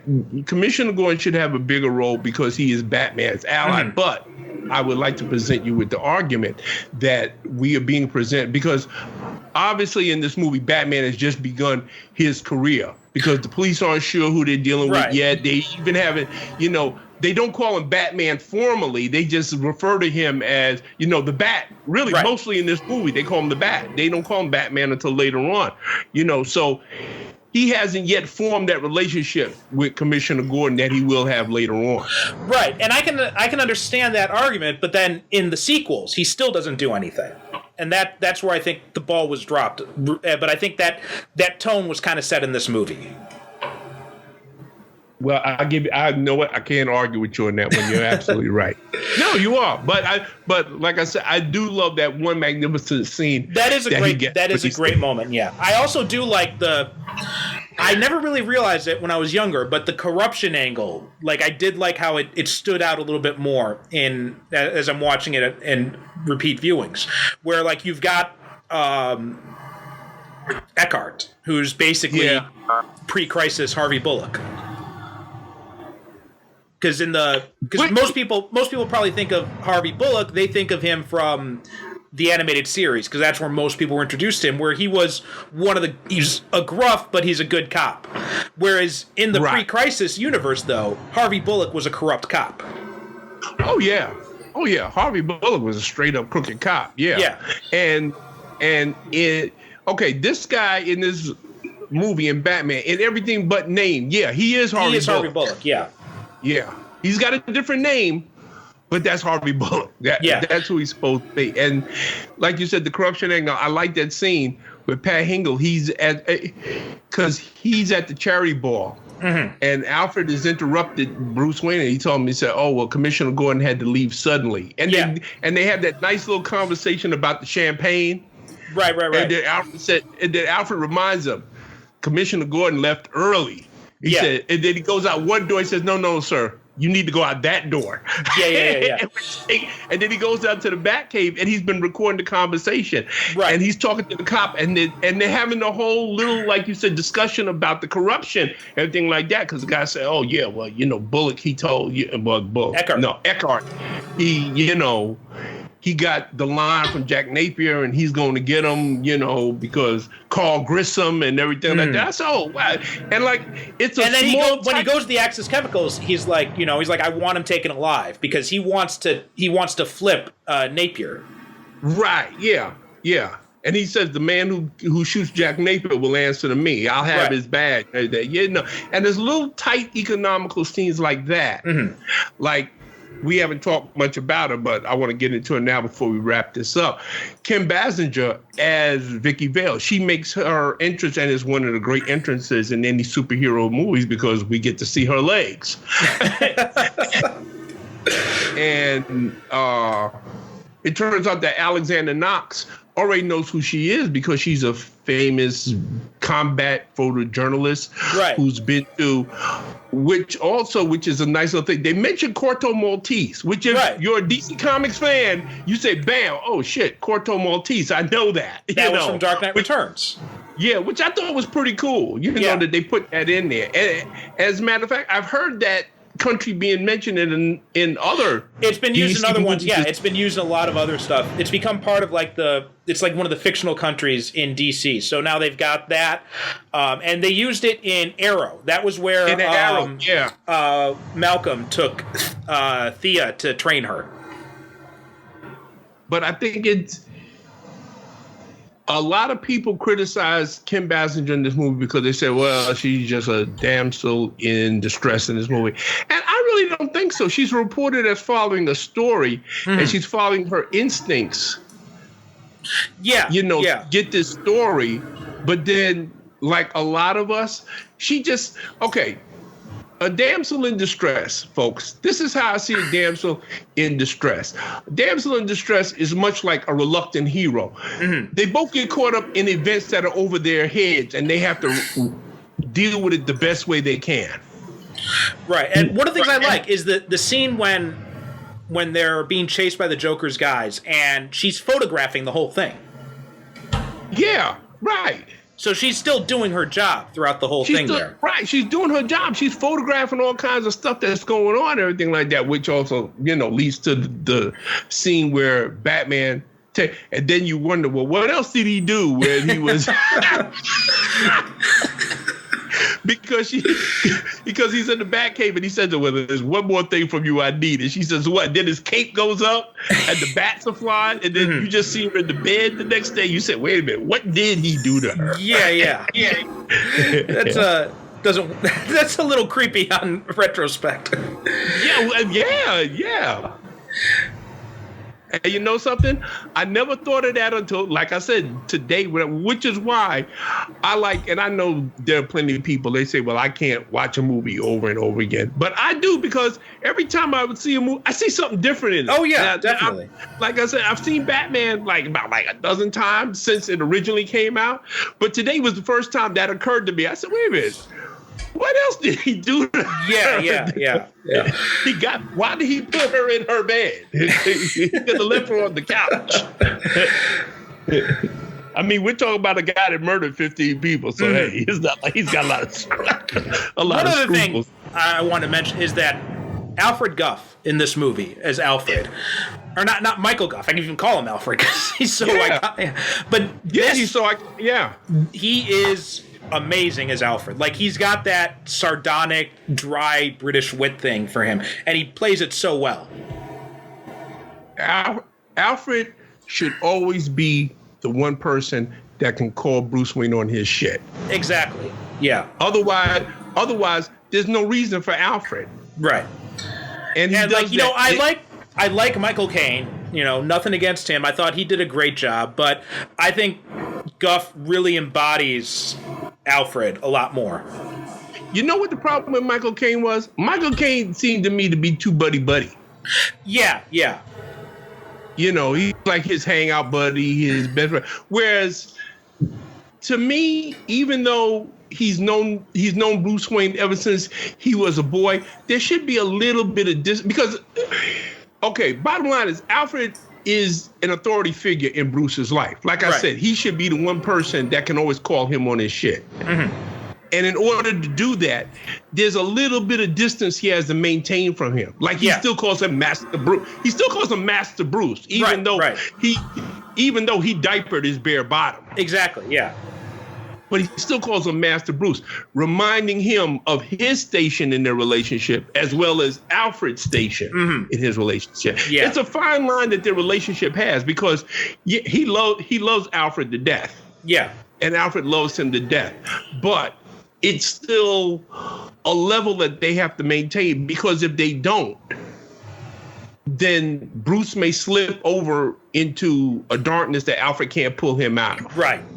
And if Alfred allows his affection for this man that he's seen grown up and seen the loss of it, but he still has to maintain a certain dispassionate attitude so that he can say, hey, listen, you need to stop that shit. Yeah. Yeah, he does a really good job. The only other person I think who comes close to being as good as Guff is Jeremy Irons. And again, in Batman vs. Superman, there's some good things. Because he's got that thing where he talks to him anyway. Listen. Okay. Yeah. And I mean, he's got that world weariness. Mm-hmm. And they have this terrific scene in Justice League. A lot of people don't even, it must have went right past them. But I know you picked up on it when they're on the plane and they're going someplace, and they actually make a reference to Batman Returns. Yeah. He says, one misses the day when the biggest thing we had to worry about was wind up exploding penguins. Yeah. And I said, what? But I love that scene, because when I heard him say that, I say, something? Yeah, I can see this as being the Michael Gow and the Michael Keaton Batman and Alfred 20 years later. Yeah. I can see these same guys in them. Although Jeremy Irons is much younger than that. They shortened the age difference between them, though. But other than that, in characterization, you're absolutely right. Yeah. I mean, he nails it perfectly in, like I said, and I keep going back, this movie, it establishes character very quickly. Mm-hmm. And we get to know these people and who they are and their motivations very quickly. And it does that with Alfred, too, Yeah. Because he doesn't actually have a lot of lines. It's more on what he does and what he says. Right. Even though I do have a problem with him revealing Bruce's identity to Vicky Vale so cavalierly. Yeah, that's a little bit, that's a step too far. And they even reference that in Batman Returns, right? And he's talking about when Alfred's like, we have to figure out what to do with the Batmobile, but we have to be discreet about it. And then Bruce is like, discretion? Who's the one who let Vicky Vale into the Batcave? He's like, I'm sitting there working, I turn around and there she is. Yeah, exactly. Now, I could see Alfred bringing her to Wayne Manor and bringing Bruce to her and said, listen, you need to tell her. Yeah. While I'm here, you need to tell her. I can see him doing that. I can't see him because that's like the holiest of holies. Yeah. The Batcave. Yeah, that I couldn't see. I understand why he did. And again, it goes back to the characterization.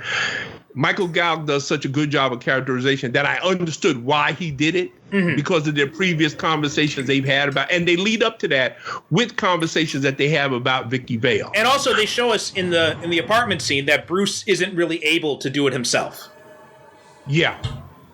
Exactly. So Alfred kind of takes the initiative there. He's like, all right, well, look, I know you're willing to do this, but you can't bring yourself to do it, so I'm going to do it for you.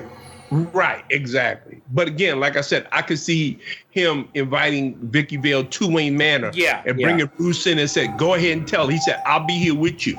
Don't worry about it. I'll but you need to tell her. Right. But just to throw her into the Batcave like that, that's equivalent to pushing somebody into a tank of sharks. Right. Yeah. Because, I get that Alfred likes her and he feels that Bruce can marry her and they can have a life together, but that's a step too far. Yeah, absolutely. Yeah. And then just one other thing, just really briefly I wanted to mention was Robert Wuhl, who plays Knox in this movie.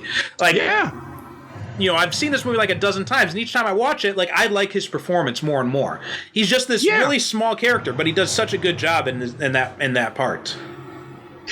You get the feeling that Alexander Knox is a guy that he's like one story away from that big break. You know what? He's one story away from being Clark Kent. He just hasn't found that story yet. Yeah. And he does this just like his comic timing in it, just his little quips, everything. He just works really well as like this unique side character in it. I'm kind of disappointed we didn't see him in Batman Returns. Yeah, you know what?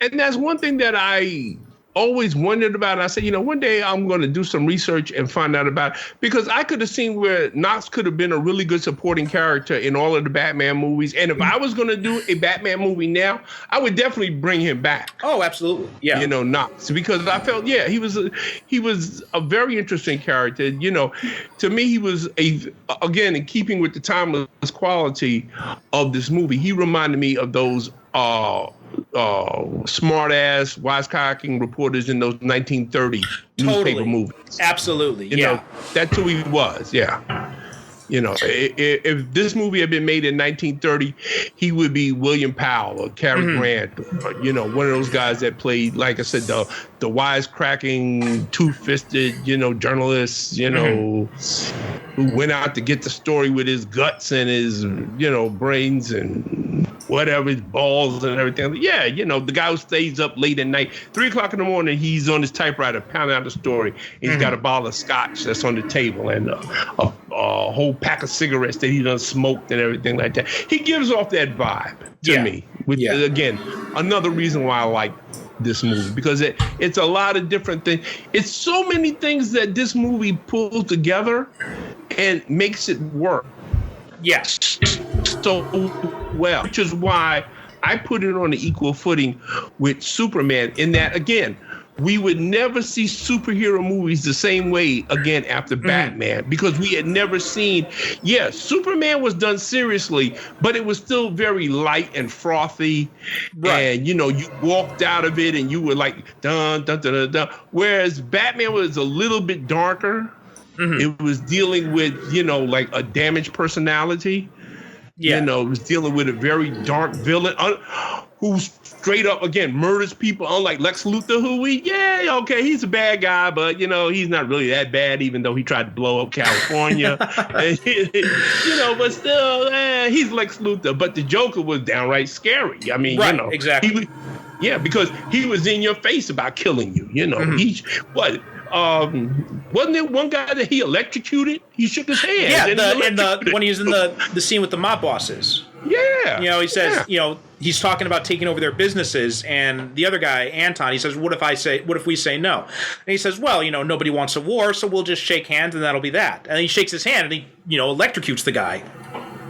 And again, you have so many people like Michael Keaton and Jack Nicholson and Robert Wuhl and even Kim Basinger have been in a few. These are people who have been in comedies. And I think that they really actually made their comedic timing, as you so accurately pointed out earlier, they made their comedic timing work in a dramatic sense. Yeah, definitely.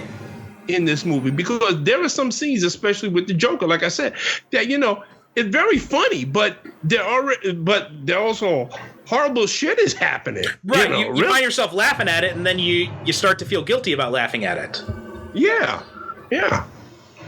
But I mean, like overall, I watched it today, and a matter of fact, I was just saying on Facebook early on, I said, you know what, I'm going to watch the rest of these Batman movies tonight and tomorrow, because watching Batman, it's like potato chips. You can't stop at just one. I got to watch them all over again, which is okay. I haven't seen them in about 2 years, so I'm about due. About due, yeah. All right. Yeah. So yeah, that's pretty much wraps up Batman. I think the only other thing to say is that if they ever make a Batman Beyond movie, they got to get Michael Keaton back. Oh, absolutely. You know what? Because I know they're having this big Crisis on Infinite Earth crossover on the CW. And I know they got Kevin Conroy, or they got him. He's going to be in it. I think they should have just moved heaven and earth to get Michael Keaton. But you know what? That would have been amazing. He strikes me as the type of guy that would do it just for fun. He might, yeah. If they came to him and said, Mike, it would be nice if you would, just come on and just, you don't have to be in a whole episode. Just be in the scene, That would have been nice. But if they do, I would like to see him playing an old Batman at some point. Hopefully we'll get that happen. Because after seeing him in Homecoming and Birdman, I'm just like, you know what? The guy still got it. And he's at the right age now. He looks perfect for the part now. He looks more like Batman now than he did back in 1989. Yes, he did. If they did a Batman Beyond, or if they did a straight up adaptation of The Dark Knight, yeah. Because he had, back then he had kind of like the frilly hair thing going on, which it doesn't strike me as a Bruce Wayne thing. He's not. I think Bruce Wayne should be more of an attractive kind of guy. But so he doesn't really have that kind of thing going for him, at least not at then. But as old Bruce Wayne, he looks like he stepped right out of the comic. Absolutely, 100%. I couldn't agree with you more. All right, so we got to talk about what we're going to do next. So you chose this one, so that leaves it's up to me to decide for the next movie. Yeah, we're going to throw it back to you, my man. What you got? Well, I thought, because you mentioned how you wanted to touch on some of the milestone movies, but also, what's a big milestone movie that's not Marvel or DC?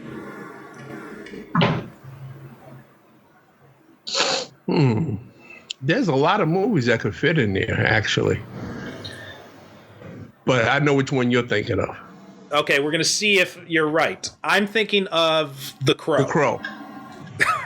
You know me too well. Yeah, The Crow. Yeah. But yeah, I figured that's because that is, unless you count RoboCop, which I guess you could, but that is really the first R-rated superhero movie. Do I know my friends, or do I know my friends?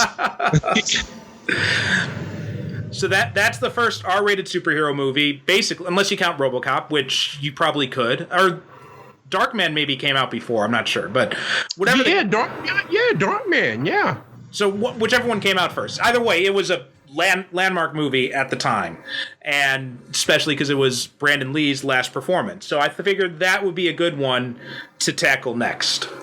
And actually, you know what? I'm I am glad that you picked that one because it's been about 10 years since I've seen this movie. And I actually saw this movie in the theater. And I saw it then, and I didn't care for it then. And then, like, a couple of years later, I watched it again, and I still couldn't see. I said, well, what's the big deal about this movie? So I'm actually glad you picked that because it's been about 10 years since I've seen it. So I'm looking forward to seeing if maybe time has, change your opinion on it.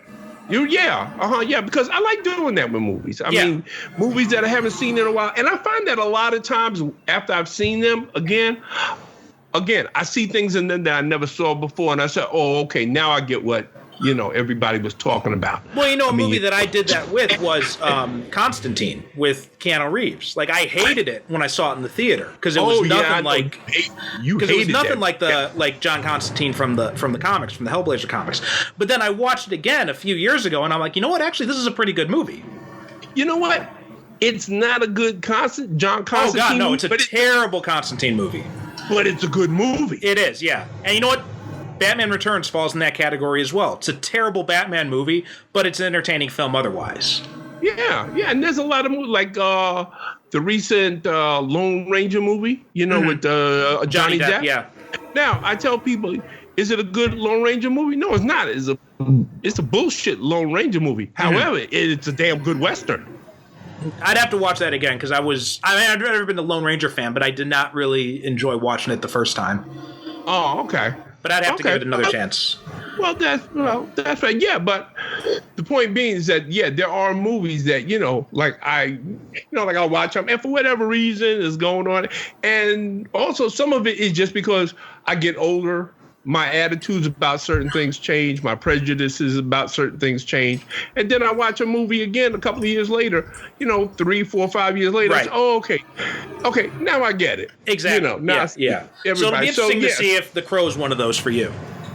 Yeah. Matter of fact, I'm looking forward to seeing it now. I got to go see because I'm pretty sure it's on Amazon or Netflix or whatever. If not, I'll spring for the few bucks and just get the Blu-ray and watch it. Sounds good. And then good. we can talk about it, and then after I see it, I'll let you know I've seen it, and then we can schedule for our next session. Sounds like Which brings me to one thing that I want to stress always, because we're getting ready to wrap this up, right? Mm-hmm. Yeah. Okay, folks. By all means, if you have any suggestions, any recommendations, any movies that you would like, they got to be superhero movies, though, because the name of this podcast is Superhero Cinephiles. So, don't ask us to talk about the Poseidon Adventure. That's not a superhero movie. Right. Although Aquaman is, you could ask us to review Aquaman. There you go. Yeah. Aquaman is a superhero. So, throw us your suggestions and recommendations, and because that's what we live for. Yeah. Also, and if you think it's kind of on the border, then, try and convince us. Yeah. I can be convinced. Because there are some movies, like, I was saying, like The Crow is one of those that's kind of on the border, I think. And maybe I also mentioned RoboCop as another possibility. So, if you think you got something that is a superhero movie, but you're not sure, try and convince us. See if you can win us over. I'm open for it. All right. Okay. And yeah, we just put up, just before this recording, I put up a contact form on the website, which is live now, everything. It's superherocinephiles.com. We've got a Twitter account too. It's Super Cinema Pod. And then also on Facebook. We do? Yeah, I just put it up. I sent you, I followed you on it. So check your Twitter.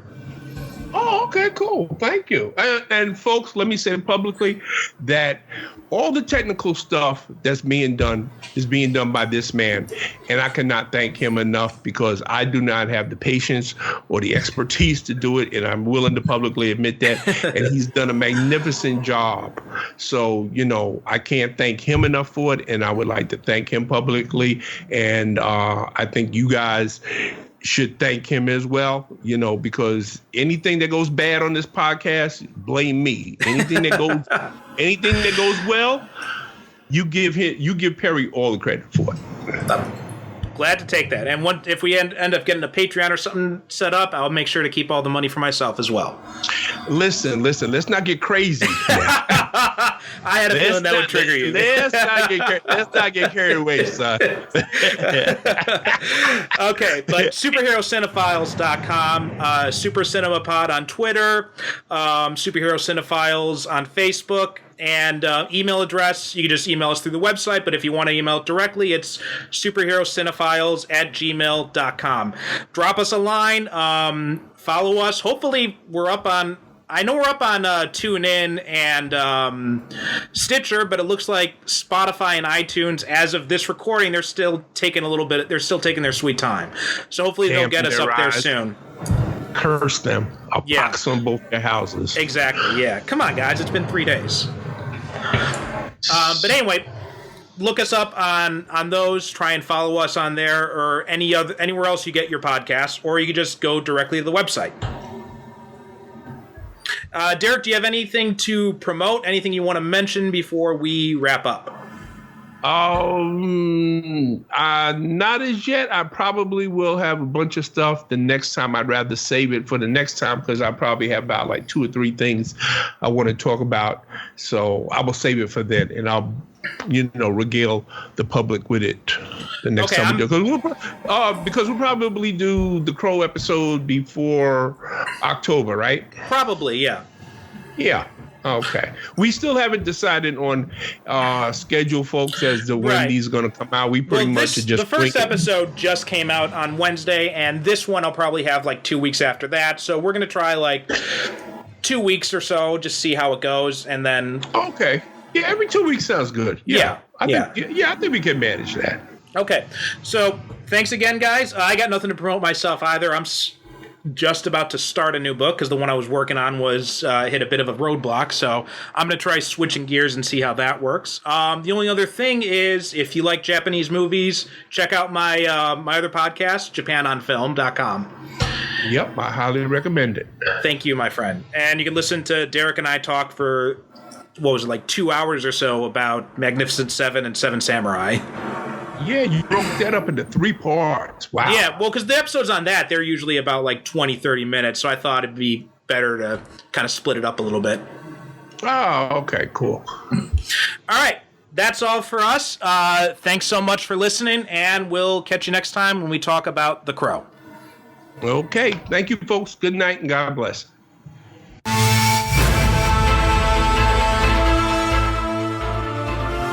Thanks for listening to the Superhero Cinephiles podcast. If you have any questions or comments about this or any other episode, or if you have a superhero movie or TV show you'd like us to cover in a future episode, you can email us at superherocinephiles@gmail.com, or you can also visit us on the web at superherocinephiles.com. If you like what you hear, leave us a review wherever you get your podcasts. Each review helps us reach more potential listeners. You can also support the show by renting or purchasing the movies discussed, or by picking up our books, all of which can be accessed through the website, as well as find links to our social media presences. The theme music for this show is a shortened version of Superhero Showdown, a royalty-free piece of music courtesy of BezleonStudios.com.